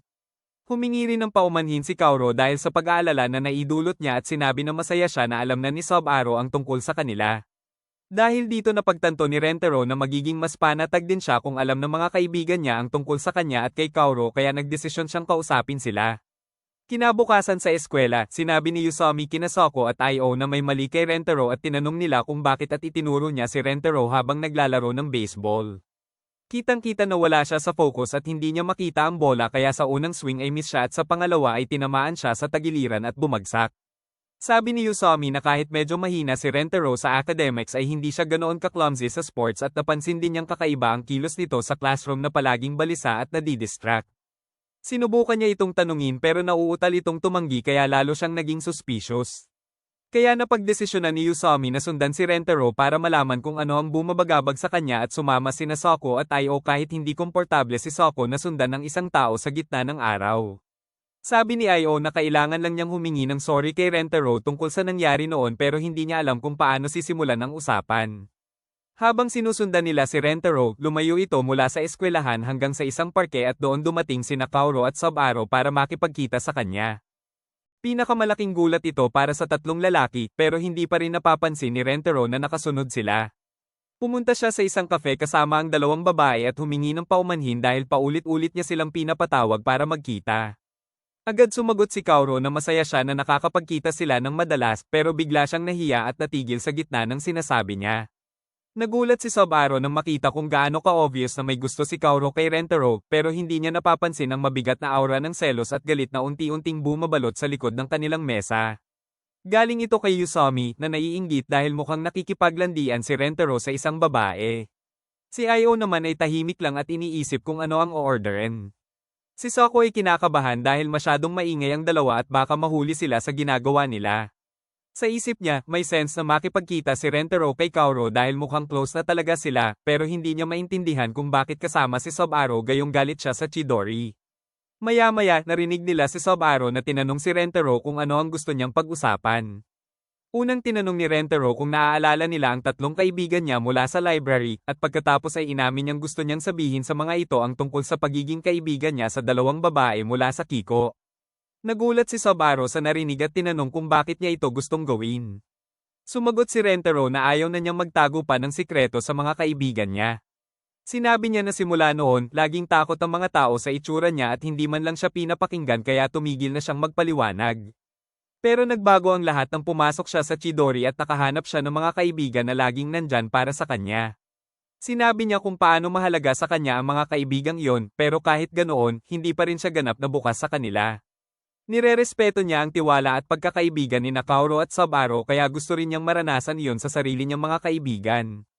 Humingi siya ng paumanhin sa dalawa dahil alam niyang maaaring magdulot ito ng problema, pero desidido siyang sabihin ang totoo sa mga kaibigan niya. Sumagot si Kaoru na masaya siya kung malalaman ng mga kaibigan ni Rentaro ang tungkol sa kanya at sinabi rin ni Sub-Aro na wala siyang problema. Dagdag pa ni Kaoru, nagtitiwala siya kay Rentaro kaya alam niyang hindi ito makikipagkaibigan sa masamang tao, kaya pagkakatiwalaan din niya ang mga kaibigan nito. Gusto pa niyang makipagkaibigan sa mga ito at hiniling kay Sub-Aro na gawin din iyon, pero halatang nahihirapan si Sub-Aro na agad sumang-ayon. Habang naiiyak na napasalamatan ni Rentaro ang dalawa, ang tatlong lalaking nakasunod ay natulala sa narinig nilang usapan. Pagkatapos nito, inihatid ni Rentaro ang mga babae sa istasyon dahil madilim na, at biglang sinabi ni Subaru na gusto niyang ipakilala siya sa mga kaibigan niya balang araw para makahingi siya ng paumanhin sa nangyari sa library. Biglang may lumapit na mga lalaking mukhang gangsters at sinabi kay Rentaro na may pakay sila sa kanya. Hindi kilala ni Rentaro ang mga ito, pero itinuro ni Kaoru ang dalawang lalaking nagtatago sa likod ng puno. Sila ang parehong mga lalaking minsang nagtangkang manggulo sa kanya. Ang leader ng grupo ay kanilang senior at sinabing nakikipag-away siya kay Rentaro dahil sa pananakot sa kanyang mga juniors. Sinabi ni Rentaro na maliit lang iyon at dapat na lang kalimutan, pero sinabi ng leader na nagreklamo ang mga juniors niya at sinabing sinaktan daw sila ni Rentaro ng walang dahilan. Hindi na rin nag-abalang itanggi ni Rentaro ang paratang, kaya lalo lang naniwala ang lalaki na ganoon nga ang ugali niya. Pero hindi nakapagpigil si Kaoru at sinabi na hindi ganoon si Rentaro tulad ng iniisip nila. Namangha ang leader sa tapang niya, at isa sa mga kasama nito ang nakilala na suot ng mga babae ay uniforme ng Kiko. Biglang naging excited ang mga lalaki, pero humakbang si Rentaro at sinabi na siya lang ang may pakay sa kanila. Sinabi niya sa kanila na pag-uusapan nila ang lahat pagkatapos niyang maihatid ang mga babae sa istasyon. Pero sinabi ng gang leader na hayaan na lang daw ang mga babae doon para makapag-enjoy sila pagkatapos nilang mag-usap. Biglang may lumapit na isang lalaki mula sa likod ni Subaru at hinawakan ng buhok nito, kaya natarante siya. Lumingon agad si Rentaro para tulungan siya, pero bago pa siya makalapit, dumating si Yusami at iniligtas siya. Hinawakan niya ang kamay ng lalaki at sinabing lumayo ito. Hindi maintindihan ni Rentaro kung bakit nandito si Yusami. Maya-maya, dumating din sina Soko at Io at sinabi nila kay Rentaro na dalhin muna ang mga babae sa ligtas na lugar habang sila ang bahala sa mga wannabe gangster. Nagdesisyon si Rentaro na magtiwala sa kanila at isinama ang mga babae palayo. Habang palis sila, tumingin si Subaru kay Soko, napansin ito ni Soko, at tumalikod siya na may bahagyang ngiti. Huminto sandali si Rentaro at sinabi sa mga kaibigan niya na sasabihin niya ang lahat kapag natapos na ito, saka siya nagmamadaling umalis. Lalong nainis ang gang leader dahil plano niyang magyabang habang inaapi si Rentaro sa harap ng dalawang babae. Sinabi niya kina Yusami at sa iba na wala siyang pakialam sa kanila, pero dumaan lang si Soko sa harap niya na parang wala siya. Diretso siyang lumapit sa dalawang lalaking nagtatago sa likod ng puno at sinabi niyang naaalala niya na hinahanap nila si Rentaro kanina, pero dahil natakot sila, tumawag pa sila ng backup. Pero kahit ganoon, nagtatago pa rin sila na parang duwag, kaya lalo lang halatang wala silang kwenta. Nainis ang isa sa kanila sa sinabi ni Soko, pero ang isa ay sinubukang kalmado lang at tinanong siya kung kumusta ang injury ni Rentaro. Biglang natigilan si Soko nang marinig yon. Proud na sinabi ng lalaki na siya ang nanakit kay Rentaro nang subukan nitong magpakaastig para protektahan ng isang babae. Hindi lang si Soko ang nagalit, pati si Io ay nawalan ng composure. Binitawan niya ang bag niya at sinabing ngayon lang niya nalaman kung sino talaga ang may gawa ng injury kay Rentaro. Lalong nainis ang gang leader kaya pinapunte niya ang isa niyang kasama para tapusin sila, pero dahan-daang lumapit si Io na parang may mabigat na presensya. Samantala, naihatid na ni Rentaro sina Kaoru at Subaru sa istasyon at paulit-ulit siyang humingi ng paumanhin dahil nadamay sila sa panganib. Sinabi ni Kaoru na ayos lang sila at mas dapat siyang mag-alala sa mga kaibigan niya. Sumagot si Rentaro na mas nag-aalala siya sa kabilang grupo, at sa sandaling iyon, tumawag si Io. Sinabi ni Io na ayos lang sila. Nang sabihin ni Rentaro na papunta na siya, sinabi ni Soko na uuwi na sila dahil kailangan nilang maghanda para sa sports festival na magsisimula kinabukasan. Natapos ang tawag doon. Sinabi ni Rentaro sa mga babae na ayos lang ang mga kaibigan niya. Lumabas na hindi na nga kinailangang makipaglaban ni Yusami at Soko dahil si Io pala ay mag-isa lang na tinalo ang buong grupo. Kahit ganoon, hirap pa rin paniwalaan ng mga kaibigan niya kung gaano siya kalakas sa kabila ng kanyang tahimik at mabait na personalidad. Nagpasalamat si Io kay Soko dahil pinigilan nito si Rentaro na pumunta roon dahil kung hindi ay kailangan pa nilang magpaliwanag kung bakit nila siya sinusundan. Nilapitan niya ang isa sa mga lalaking nagsimula ng gulo at sinabing si Rentaro ang pinakakol na taong makikilala nito at kung makakalimutan niya iyon, bumalik na lang siya para makita ulit siya. Natakot ng husto ang lalaki at umalis si Io na excited para sa susunod na araw. Kinabukasan, dumating ang sports festival, pero si Rentaro ay wala pa ring focus sa field. Naiinis ang mga teammates niya at sinasabi nilang kung hindi niya makita ang bola, dapat na siyang i-bench.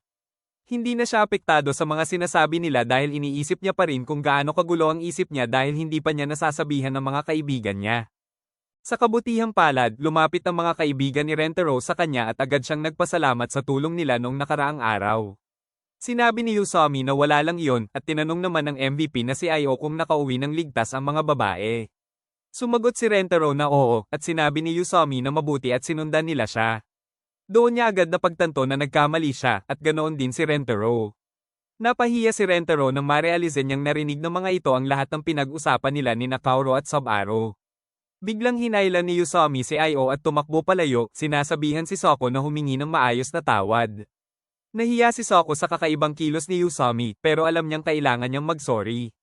Humingi siya ng tawad kay Rentaro dahil sa pagsunod at pakikinig nila sa usapan nito, pati na rin sa mga masasakit na salitang nasabi niya noong araw ng resulta. Humingi rin ng tawad si Rentaro pero sinabi ni Soko na hindi niya kasalanan yon. Umiinit ang usapan pero biglang pinutol ito ni Soko nang mapagtanto niyang kailangan niyang linawin ang tunay niyang nararamdaman sa kaibigan niya. Sinabi niya kay Rentaro na makinig mabuti dahil hindi na niya uulitin ang sasabihin niya. Sinabi niya na masaya siya sa mga narinig niya kahapon mula kay Rentaro tungkol sa mga babae at lubos siyang nagtitiwala sa kanya, pati kina Ayo at Yusami.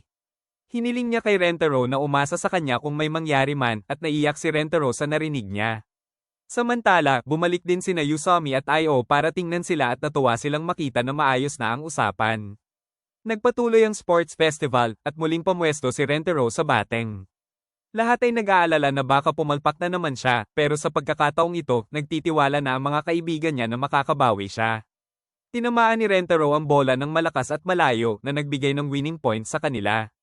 Agad siyang niyakap ng buong klase at tinawag siyang henyo habang malaki ang ngiti niya. Pagkatapos ng event, sabay-sabay na kumain ng ice cream sina Rentaro at ang mga kaibigan niya. Hindi mapigilan ni Yusami ang pag-iyak dahil natalo sila at sinisi niya ang sarili dahil sa pitch niya na nagbigay ng home run sa kalaban. Sinubukan siyang patawanin ng mga kaibigan niya pero hindi pa rin siya makalimot sa pagkatalo. Pero nang bigyan siya ng shop owner ng extra ice cream, agad siyang gumaan ang pakiramdam. Bigla siyang naging excited at sinabing maghahanda na sila para sa susunod na taon. Maya-maya, nakatanggap ng text si Rentaro mula kay Kaoru at tinanong niya kung libre ang mga kaibigan niya. Kaya dinala niya silang lahat sa malayong parke para makipagkita kina Kaoru at Sub-Aro. Habang masiglang nagkakakilala sina Kaoru, Yusami, at Ayo, na natiling mailap at kabado sina Sub-Aro at Soko. Nagsimula ng small talk sina Kaoru at Yusami tungkol sa sports tournament pero napunta rin sila sa totoong dahilan kung bakit sila ipinatawag. Una, nagpasalamat ang dalawang babae sa mga lalaki sa pagliligtas sa kanila noong nakaraang araw at binigyan sila ng snacks bilang pasasalamat. Naantig si Yusami at tinanong kung pwede na siyang kumain agad. Biglang tumayo si Sub-Aro at nauutal na humingi ng tawad sa pagiging masungit niya sa library dahil lang sa galing sila ng Chidori. Yumuko siya habang humihingi ng paumanhin sa ugali niya noon. Sumagot si Yusami na ayos lang iyon dahil hindi naman daw niya maalala ang sinabi nito. Nagulat ang lahat at tinanong siya kung bakit sila nakatitig. Sabi niya, obvious naman daw na 16 megabytes lang ang memory niya kaya hindi niya maalala ang nangyari isang buwan na ang nakalipas at kahit maalala man niya, wala lang din sa kanya dahil sanay na siyang mainsulto. Biglang humingi rin ng tawad si Soko kay Sub-Aro para sa mga masasakit na salitang nasabi niya noon at hindi makapaniwala ang mga kaibigan niya na ganito siya ka-honest. Tinulak ni Kaoru si Sub-Aro para ibigay na ang dala niyang apology gift kaya iniabot niya ang isang bag ng mamahaling sweet sa mga lalaki. Agad naman silang natuwa at halos mabaliw sa saya dahil sa TV lang nila nakikita ang ganong klaseng pagkain. Dahil doon, napagdesisyonan nilang mag-party agad sa lugar at niyaya rin ang mga babae pero tumanggi si Sub-Aro. Sinabi niya na baka ayaw din naman nilang kumain kasama ang isang taga-Kiko. Pero sinabi ni Yusami na ayos lang sa kanila. Ipinaliwanag niya na hindi naman nila kinamumuhian ang Kiko pero dahil alam nilang ayaw sa kanila ng mga babae roon, kusa na lang silang umiiwas. Dagdag pa ni Ayayato, marami raw magagandang sinabi si Renter tungkol kina Sub-Aro at Kaoru habang papunta sila roon kaya nagtitiwala sila sa kanya. Kaya naman hiniling nila kay Sub-Aro na kalimutan muna ang tungkol sa alitan ng kanilang mga paaralan at makisali na lang sa party. Medyo kinakabahan pero tinanggap ni Sub-Aro ang cookie na iniaalok ni Yusami at doon na nagsimula ang maliit nilang salo-salo. Habang tumatagal, hindi maiwasang isipin ni Sub-Aro kung gaano kaiba ang mga lalaking ito kumpara sa mga narinig niya tungkol sa Chidori. Doon niya na-realize na tama si Kaoru at hindi niya dapat sila hinusgahan nang hindi pa sila lubos na nakikilala. Makalipas ang ilang sandali, naghiwa-hiwalay na sila at pauwi na. Habang naglalakad, sunod-sunod na tinatanong ng mga lalaki si Sabaro kung saan niya nabili ang mga sweets. Masaya si Kayoro na nakikita niyang nagkakasundo na si Sabaro at ang mga lalaki at natutuwa rin siya na naayos ni Renter ang sitwasyon nila ng mga kaibigan niya. Sandaling napatitig si Renter sa mukha ni Kayoro bago niya sinabing gusto niya talaga itong pasalamatan sa pagtulong sa kanya sa pag-aaral pero hindi niya alam kung paano. Kaya tinanong niya kung may magagawa ba siya para mapasaya siya. Napahinto si Kayoro at pilit tinago ang ngiti habang sinasabi na gusto niyang pumunta sila sa isang lugar na magkasama. Pumayag si Renter pero pagdating ng araw ng pagkikita nila, halatang kabado siya habang nasa tren. May parte ng isip niya na iniisip na parang date ito pero may isa namang nagsasabing tinutupad lang niya ang hiling ni Kayoro bilang pasasalamat. Habang bumababa siya ng tren, litong-lito pa rin siya hanggang sa makita niya si Kayoro at doon nila napagtanto na pareho pala silang nasa iisang tren.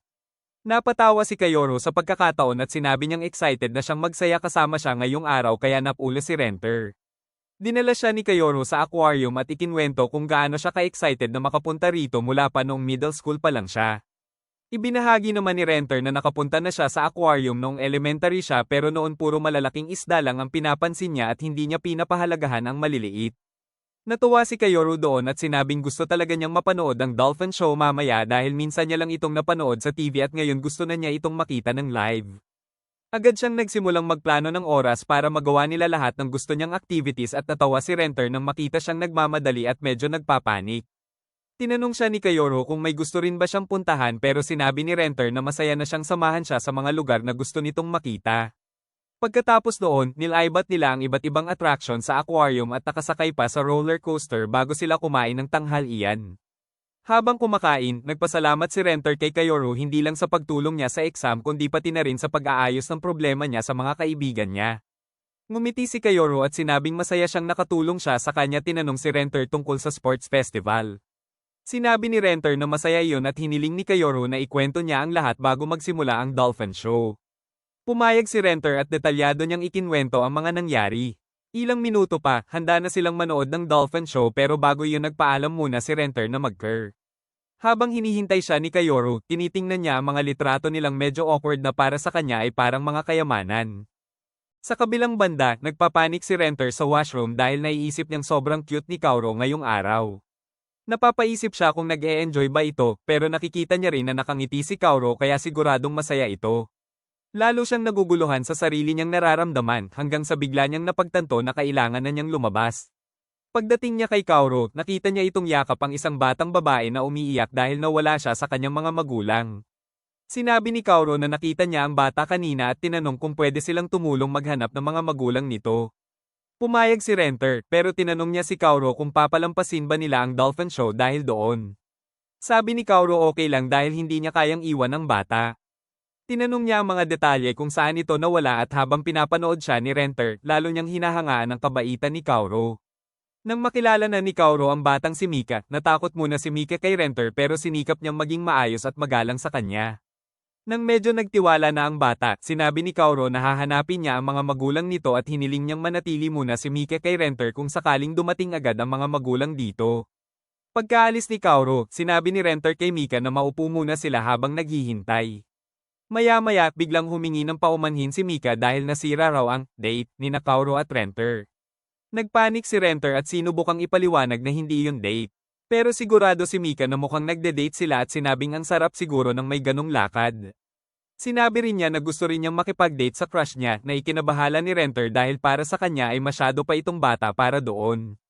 Pero hindi nakinig si Mika at ikinwento pa ang crush niya, sinasabing masaya siya kapag nakikitang nakangiti ito. Dahil doon, napaisip si Renter at napagtanto niyang masaya rin siya kapag nakikita niyang nakangiti si Kaoro, kaya nagsimula siyang magduda kung may gusto na rin ba siya dito. Maya-maya, dumating si Kaoro kasama ang mga magulang ni Mika at agad nilang niyakap ang bata. Nagpasalamat sila kay Kaoro at Renter sa pagtulong at humingi ng paumanhin sa abala, pero sinabi ni Renter na ayos lang iyon. Pagkatapos ay nagpaalam na ang pamilya ni Mika. Pero bago umalis, tumakbo si Mika kay Renter at bumulong na maganda raw silang magkasama ni Kaoro, dahilan para mamula si Renter. Kumaway si Mika sa kanilang dalawa at umalis na. Naiwang labis na naguguluhan si Renter sa sinabi nito. Maya-maya, sinabi ni Kaoro na uuwi na sila dahil malapit nang matapos ang dolphin show. Pero sinabi ni Renter na kung may oras pa, pwede pa silang manatili para sa susunod na show. Pumayag si Kaoru at nanood silang muli. Pareho nilang na-enjoy ang palabas at pagkatapos ay nagpasalamat si Kaoru kay Renter sa pagsama sa kanya. Sabi niya hindi niya inaasahan na may kapalit ang pagtulong niya sa pag-aaral kaya masaya siya na niyaya siya ni Renter. Ngumiti siya ng malawak habang sinasabing sobrang saya niya ngayong araw at natigilan si Renter. Naalala niya ang sinabi ni Mika tungkol sa pagiging masaya kapag nakikita ang ngiti ng crush at doon niya tuluyang napagtanto na malakas ang nararamdaman niya para kay Kaoru na hindi na niya kayang itanggi. Makalipas ang ilang araw, habang papasok si Renter sa school sa gitna ng ulan, takot na takot ang lahat sa kanya. Kahit ang mga estudyante sa Chidori na sanay na sa nakakatakot niyang mukha ay halos ma-freeze sa takot dahil sa madilim at seryosong ekspresyon niya. Samantala, naghihintay ang mga kaibigan niya sa classroom. Pagdating ni Renter, aksidente niyang nabunggo ang ulo niya sa frame ng pinto. Nag-aalala ang mga kaibigan ni Renter pero kalmado siyang pumasok at binati sila. Napansin nilang mas lalo siyang mukhang nakakatakot ngayon. Tinanong ni Soko kung bakit naka-blazer pa siya kahit lumipat na sila sa summer uniform. Nagpanik si Renter dahil nakalimutan niya yon. Napansin naman ni Usami na si Soko mismo naka-cardigan din at sinabi ni Soko na dahil lang yon sa aircon. Dagdag pa ni Ai na nagpalit na rin ng summer uniform ang Kiko kamakailan. Pagkarinig ni Renter sa pangalang Kiko, nabitawan niya ang kanyang mga libro at lalo pang nag-alala ang mga kaibigan niya. Naisip nilang tanungin siya kung may problema ba, pero sinabi ni Soko na hayaan muna siya dahil magsasalita rin si Renter kapag handa na siya. Nagpatuloy sila sa pag-uusap tungkol sa iba pang bagay, pero si Renter ay wala sa sarili dahil pa nang isip niya si Kaoru. Simula noong aquarium date nila, lagi na lang siya nitong iniisip. Kahit ngayon, nakatingin siya sa bintana at iniisip kung ano kaya ang ginagawa ni Kaoru, ini-imagine niya itong nag-aaral o nakikipag-usap sa mga kaibigan, pero agad din siyang napapahiya sa sariling iniisip. Iniisip niya kung paano siya kumalma hanggang sa marinig niya si Usami na tinatawag ang pangalan niya. Sinabi nito na plano nilang gumala sa weekend dahil tapos na ang exams at gusto nilang pumunta sa bahay ni Renter dahil hindi pa nila ito napupuntahan. Kinabahan si Renter dahil hindi niya alam kung ano ang sasabihin dahil hindi niya pa kailanman naikwento sa mga kaibigan niya ang tungkol sa pamilya niya. Naalala niya kung paano siya hinuhusgahan noon ng ibang bata nang malaman nilang bakery ang negosyo ng pamilya niya, pero naniniwala siyang hindi ganoon ang magiging reaksyon ng mga kaibigan niya. Nanatili siyang tahimik at kinabahan si Usami, kaya sinabi nito na pwede naman sa kanila na lang kung hindi komportable si Renter. Pero sumagot si Renter na okay lang sa kanya na pumunta sila sa bahay niya. Dumating ang Sabado at dumating sina Usami at iba pa sa bahay ni Renter at hindi sila makapaniwala na bakery pala ang negosyo ng pamilya niya. Kinabahan si Renter sa magiging reaksyon nila, pero sobrang excited ang mga kaibigan niya dahil ngayon lang sila nakakita ng ganun at wala silang kakilalang may bakery. Nilaibat nila ang shop ng masigla at napaisip si Renter kung bakit siya natakot na baka husgahan siya. Dumating ang nanay niya na si Kyoko para salubungin ang mga bisita at nagpakilala sila sa kanya. Masaya si Kyoko dahil unang beses niyang nakita na may dinalang kaibigan si Renter sa bahay, kaya sinabi niya kay Renter na ipakita sa kanila ang paligid habang babalik muna siya sa shop. Inihatid ni Renter ang mga kaibigan niya sa itaas at bumalik si Kyoko sa shop habang sinasabi sa mga staff na babalik siya sandali dahil gusto pa niyang makipag-usap sa mga kaibigan ng anak niya. Nagulat din ang mga staff nang marinig nilang may kaibigan si Renter at sinabi nilang sila na ang bahala sa shop. Maya-maya, may pumasok na customer kaya napagdesisyonan ni Kyoko na asikasuhin muna ito. At laking gulat niya nang makita na si Kaoru pala ang customer kasama si Subaru. Samantala, sa itaas, sina Usami at iba pa ay parang nasa museo habang tinitingnan ng bahay ni Renter. Namamangha sila sa mga family photos at nalaman nilang may kuya si Renter.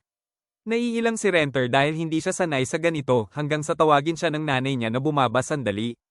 Pagbaba niya, nagulat siya nang makita si Kaoru sa harapan niya kasama si Subaru. Kahit ang pakay nila ay bumili lang ng cake, inaya sila ni Kyoko pataas. Nagulat ang mga boys nang makita sila at sinabi ni Kyoko na dahil magkakaibigan naman sila, sabay-sabay na silang mag-lunch. Pumayag agad si Kaoru sa alok pero si Subaru ay sobrang naiilang dahil habang nakikipag-small talk si Kyoko sa kanya, ramdam niyang may awkward at tense na atmosphere sa pagitan ni Renter at Kaoru. Habang naaalala ni Renter ang nakangiting mukha ni Kaoru noong date nila, bigla siyang namula at aksidenteng nabunggo ang isang table. Napansin ito ng nanay niya at agad niyang naintindihan ang sitwasyon. Pagkatapos noon, nagsimula na siyang maghanda para sa lunch at tumulong na rin ang lahat sa pag-aayos ng mesa. Samantala, tinanong ni Kaoru si Subaru kung maayos ba ang suot niyang dress dahil hindi niya inakalang darating siya sa bahay ni Renter ngayon. Sabi niya sana nagayos pa siya at nagbago ng hairstyle kung alam niya. Pero si Subaru ay nakita siyang cute na cute pa rin. Sinabi niya kay Kaoru na bagay sa kanya ang itsura niya pero nag-pout si Kaoru dahil hindi siya kontento sa sagot. Sa kabilang banda, panay sulyap si Renter kay Kaoru at sobrang overwhelmed siya sa pagiging cute nito kaya hindi niya napigilan ang sarili at biglang napahampas si Soko. Maya-maya, naihain na ang pagkain at napansin ni Renter na todo effort ang nanay niya sa paghahanda para sa mga kaibigan niya. Habang kumakain sila, bumalik muna si Kyoko sa shop at sinabihan silang kumain ng marami. Ilang minuto ang lumipas, tinanong ni Usami si Renter kung kailan siya nagpakulay ng blonde at nagpa-piercings dahil sa childhood picture niya, itim pa ang buhok niya noon. Naging interesado rin ang iba sa usapan at sinabi ni Renter na nagsimula siya noong 7th grade. Nagulat si Usami at tinanong kung bakit pero sinabi lang ni Renter na medyo stupid ang dahilan at ayaw na niyang pag-usapan. Sinubukan siyang pilitin ng mga kaibigan niya pero hindi siya nagsalita. Ngunit nang sabihin ni Kaoru na curious din siya, bigla siyang sumuko. Inamin niya na gusto lang talaga niya ang blonde hair at piercings nung bata pa siya at naisipan niya itong gawin noong 7th grade. Sabi niya mahalaga yon sa kanya noon at nagiging interesado ang lahat sa kwento. Ikinwento ni Renter na wala siyang kaibigan noong elementary at hindi siya masaya sa school. Isang araw, dinala siya ng magulang niya sa isang sikat na cake shop na pag-aari ng foreign chef. Kahit hindi siya mahilig sa cake noon, nagbago ang pakiramdam niya nang matikman niya yon at bigla siyang naging interesado sa paligid ng shop. Doon din niya nakita ang isang blonde na lalaking may piercings na nagtatrabaho sa kitchen at masayang gumagawa ng cakes. Nainggit siya dahil gusto rin niyang maging masaya. Pag-uwi nila, sinabi niya sa magulang niya na gusto rin niyang magpa-blonde at magpa-piercing at pumayag naman sila. Mas lalo siyang natuwa dahil naintindihan siya ng mga ito. Pero nang magpa-blonde na siya, lalo lang siyang naging isolated at kalaunan sumuko na rin siya sa pakikipagkaibigan. Tinapos ni Renter ang kwento niya habang tumatawa pero napansin niyang naging awkward ang atmosphere sa paligid. Tinanong siya ni Usami kung malaki ba ang pinagbago niya mula elementary hanggang ngayon at sumagot si Renter na buhok at piercings lang ang nagbago pero siya pa rin siya dati. Sinabi ni Usami na ibig sabihin hindi maganda ang judgment ng mga tao sa school niya dahil gusto niya sana siyang maging kaibigan. Naantig si Renter sa sinabi nito pero parang wala lang kay Usami at agad itong tumuloy sa pagkuha ng second serving ng kanin. Lumapit din si Kaoru para kumuha ng dagdag na pagkain at sinabi niya kay Renter na pareho sila ng nararamdaman kay Usami. Sinabi ni Kaoru kay Renter na sobrang saya niya na naging kaibigan niya ang isang kagaya nitong napakabuting tao at halos hindi na napigilan ni Renter ang kanyang luha. Sa labas ng silid, ganoon din ang nararamdaman ni Kyoko. Naalala niya ang araw kung kailan siya mismo ang nagpa-blonde at nagpa-piercings, mas nauna pa kay Renter. Naalala niya rin ang araw na umiyak si Renter sa kanya, sinasabing susuko na siya sa pakikipagkaibigan at pati sa lahat ng bagay. Kaya nang hilingin nito na magpa-blonde at magpa-piercing, natuwa siya dahil kahit papaano, may gusto na itong gawin para sa sarili niya. Alam niyang magdadalawang isip pa rin ito kahit pumayag sila, kaya siya na mismo ang nagpauna para hikayatin siya. Lagi niyang hinihiling na may makakita kay Renter kung sino talaga siya. Ngayon sa kasalukuyan, napagtanto niya na may mga taong nakakita na sa tunay na kabutihan ni Renter. Pumasok siya sa kwarto at inalok sila ng cake para kainin mamaya at agad itong tinanggap ni Usami. Pagkatapos noon, lumabas si Kyoko sa silid at sumunod si Renter para magpasalamat sa kanya. Bumalik siya sa kwarto na simpleng pasasalamat lang ang sinabi pero naantig si Kyoko dahil hindi niya inaasahan iyon. Pagkatapos nito, nagpunta ang buong grupo ni Renter sa isang restaurant para kumain sa labas. Habang alam agad ng mga boys ang o-orderan nila, hirap naman ng mga babae sa pagpili. Tinanong ni Kaoru si Renter kung ano ang order niya at nagulat siya doon. Magkasama silang tumingin sa menu habang sina Ayato at Soko ay nakatingin sa kanila at parang sinuship sila. Sinabi ni Usami na kakain sila ng marami at mag-aaral pagkatapos at excited din si Kaoru doon. Pero pagkatapos kumain, nakatulog si Usami bago pa man sila makapagbukas ng libro. Sinubukan ni Renter na magpaliwanag na puyat si Usami dahil nag-aral daw ito kagabi, pero tinulungan pa rin siyang gisingin ni Kaoru. Unang ginaisang siya ni Soko sa banayad na sampal, tapos ipinakita ni Kaoru ang dessert menu at sinabing dapat mag-set siya ng goal sa pag-aaral at i-reward ang sarili niya ng dessert kapag natapos niya ito. Agad bumalik ang sigla ni Usami dahil lang sa ideyang iyon at lahat ay nagulat sa diskarte ni Kaoru.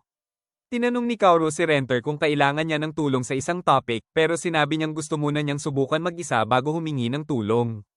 Humanga si Kaoru doon at sinabi ni Ai kay Kaoru na kahit lunch break ay nag-aaral si Renter. Nailang si Renter at pinigilan ng mga kaibigan na magkwento pa. Sinabi niya kay Kaoru na nagpapasalamat siya sa pagtuturo nito pero ayaw niyang maging pabigat kaya sisikapin niyang mag-isa pero kung ma-stalk siya ay hihingi siya ng tulong. Samantala, nagulat si Yamami nang makita kung gaano kakapal ang notebook ni Subaru kumpara sa kanya dahil ang kanya ay halos kaunti lang ang laman. Nagulat din si Subaru dahil hindi na siya gumagamit ng ganon kapayat na notebook simula elementary. Nagpatuloy ang lahat sa pag-aaral at maya-maya ay tinawag ni Renter si Kaoru para magtanong. Abala siya sa pag-aaral kaya napansin niyang nakatitig si Renter sa kanya. Nagulat si Kaoru at humingi ng paumanhin dahil hindi niya narinig ang tanong kanina at sinimulan niyang ipaliwanag ang problema. Pero nawala sa focus si Renter habang iniisip ang ekspresyon ni Kaoru kapag nagfo-focus ito. Hindi niya tuloy narinig ang paliwanag kaya sinabi niyang ulitin niya at tumawa si Kaoru habang inuulit ito mula sa simula. Kailangan din ni Subaru ng tulong pero dahil abala si Kaoru, na-stuck siya. Tinanong siya ni Usami kung kailangan niya ng tulong at pinakita kung anong problem ang hindi niya magawa.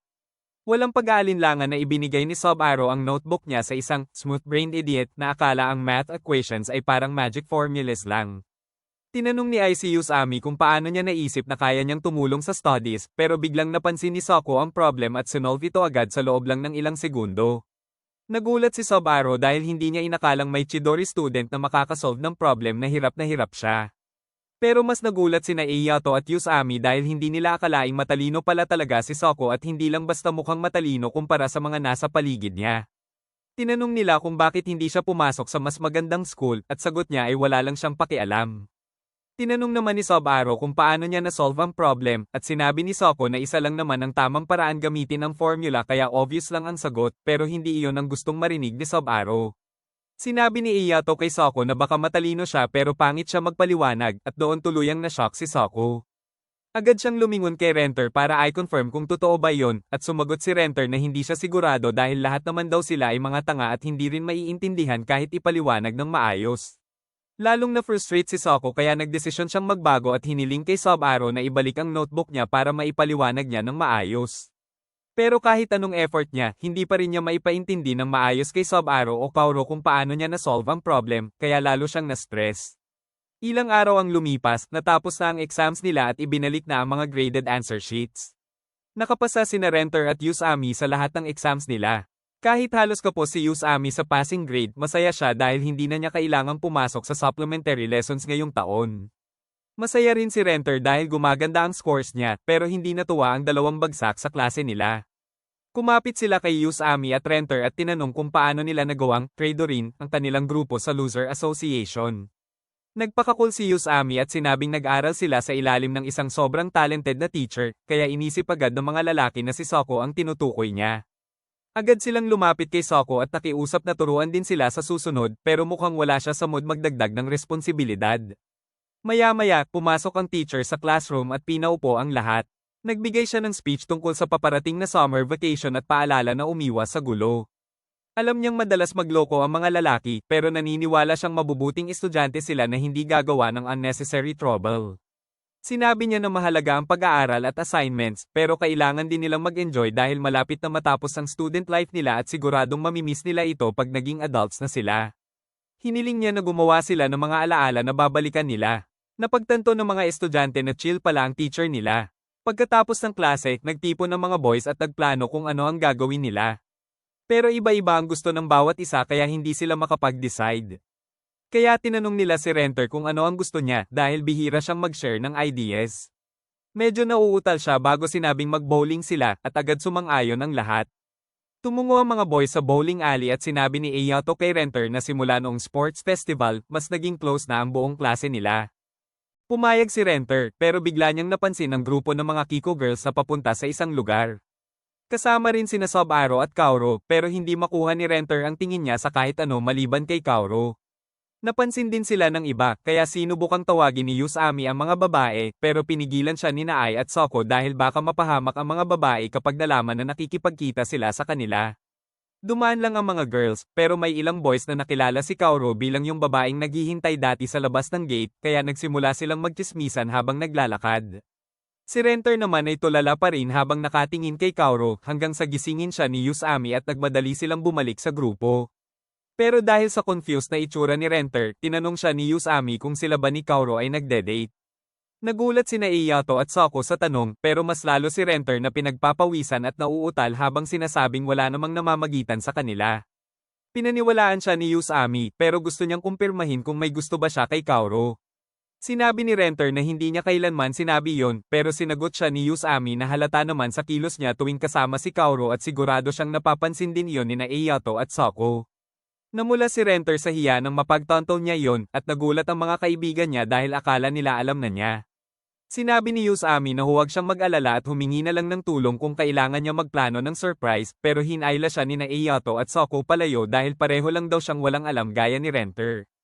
Lalong na-mortify si Renter nang makumpirma niyang alam ng lahat ang crush niya kay Kaoru. Pero biglang pumasok sa isip niya ang mas malaking tanong kung alam din kaya iyon ni Kaoru. Pagdating nila sa bowling alley, mabilis makakuha ng points sina Usami at Soko habang umaasa ang kabilang team kay Renter.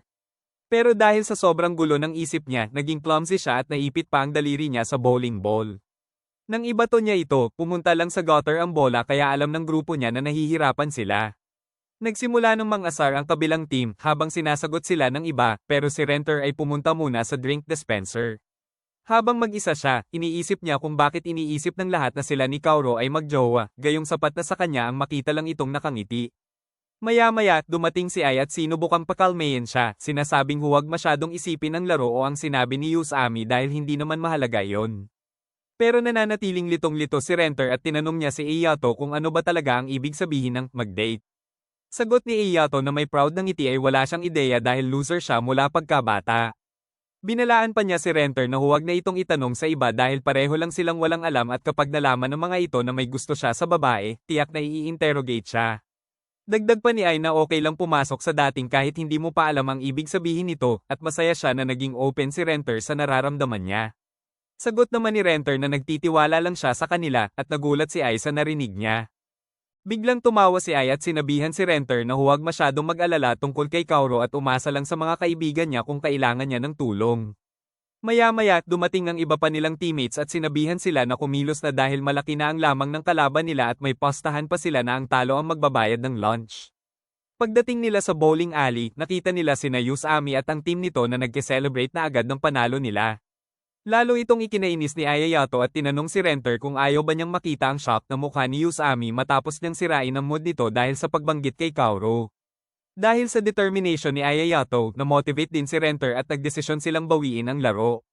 Sa huli, nanalo sila sa game at sa postahan at nagalit ang teammates ni Usami sa kanya dahil sa sobrang pang-aasar nito. Kinagabihan, habang kakalabas lang ni Renter mula sa paliligo, nakita niya ang group chat kung saan nagmamakaawa si Usami kay Ayato dahil wala siyang pambayad sa lunch. Kinabukasan, napangiti na lang si Renter habang naaalala kung gaano kasaya ang laro pero bigla niyang naisip na mas marami pa siyang oras na makakasama si Kaoru sa summer vacation. Habang sinusubukan niyang pakalmayan ang sarili, naisip niyang dapat may gawin din siya para kay Kaoru dahil muli itong tumulong sa pag-aaral niya pero dahil nandoon din ang iba, ayaw niyang i-exclude ang mga ito sa plano niya. Maya-maya, nakatanggap siya ng text mula kay Sub-Aro na nagsasabing birthday ni Kaoru sa 22 ng buwan na iyon, kaya naisip ni Renter na ito na ang tamang pagkakataon para gumawa ng something special para sa kanya. Pero habang iniisip niya kung anong ireregalo sa isang babae, napagtanto niyang wala siyang alam sa birthday gifts o sa girls. Hindi niya tuloy ma-focus ang isip niya sa kahit ano sa school maliban sa birthday gift ni Kaoru, at ang tanging alam lang niya ay mahilig ito sa cake. Pag-uwi niya ng hapon, tinanong niya ang nanay niyang si Kyoko kung may alam itong sikat na cake shop sa paligid nila.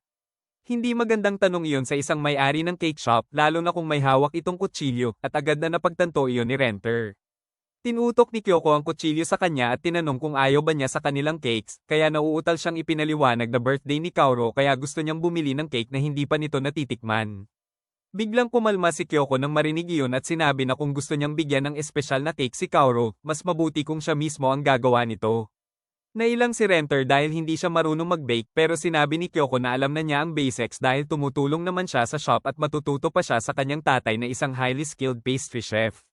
Sagot naman ni Renter na laging pagod ang tatay niya dahil sobra itong nagtatrabaho sa kitchen. Biglang may narinig silang malakas na kalabog mula sa hagdan at paglabas nila, nakita nila ang tatay ni Renter na si Kay na nakahandusay sa hagdan matapos ang isa na namang nakakapagod na araw ng trabaho. Sinabi ni Renter na masama ang loob niya na dagdagan pa ang burden nito dahil palagi na itong pagod, pero sinabi ni Kyoko na matutuwa itong magturo dahil mahal nito ang cakes at ang pamilya niya. Naalala rin niya na si Kay mismo ang nag-effort gumawa ng special cake nung inimbitahan ni Renter ang mga kaibigan niya, kaya dapat subukan niyang humingi ng tulong. Maya-maya, nagising si Kay na halatang pagod pa rin. Kahit pakiramdam ni Renter ay unfair na hilingin ito sa ganong estado, wala siyang ibang choice. Kaya humiling siya sa kanyang tatay na turuan siyang mag-bake ng cake at laking gulat ni Kay nang marinig iyon. Agad siyang tinanong ni Kay kung anong klaseng cake ang gusto niyang gawin, malinaw na hindi tungkol sa flavor ang ibig niyang sabihin kundi sa emosyon na gusto niyang iparating. Wala namang maisagot si Renter, kaya sinabi ni Kay na pag-isipan niya kung para kanino ang cake at ano ang gusto niyang ipahayag gamit ito. Habang iniisip ni Renter si Kaoru, sinabi niya na gusto niyang ipaalam kung gaano siya ka-grateful dahil nakita nito ang tunay niyang pagkatao at inilayo siya sa pagiging mag-isa. Gusto niya itong pasalamatan at mapasaya sa pamamagitan ng cake na gagawin niya. Natuwa si Kay sa sagot niya at tinanong siya tungkol sa deadline. Nang malaman niyang 2 linggo na lang ang birthday ni Kaoru, agad niyang sinabi na magsisimula sila ng special crash course at hindi siya makukuntento hanggat hindi naabot ang standards niya. Agad silang pumunta sa kusina at nagsimulang matutunan ni Renter ang paggawa ng cake mula sa kanyang ama. Mas mahirap ito kaysa inaasahan niya at sa pagitan ng paulit-ulit na practice at pag-iisip ng mga ideya, sobrang napapagod siya. Napansin ito ng mga kaibigan niya at tinanong kung okay lang siya dahil lagi siyang mukhang pagod at sinabi niya na nag-aaral siyang mag-bake ng cake. Lahat sila ay natuwa at tinanong kung pwede nilang matikman pero sinabi niyang marami pa siyang kailangang matutunan. Sa kabilang banda, ang mga babae sa klase ni Kaoru ay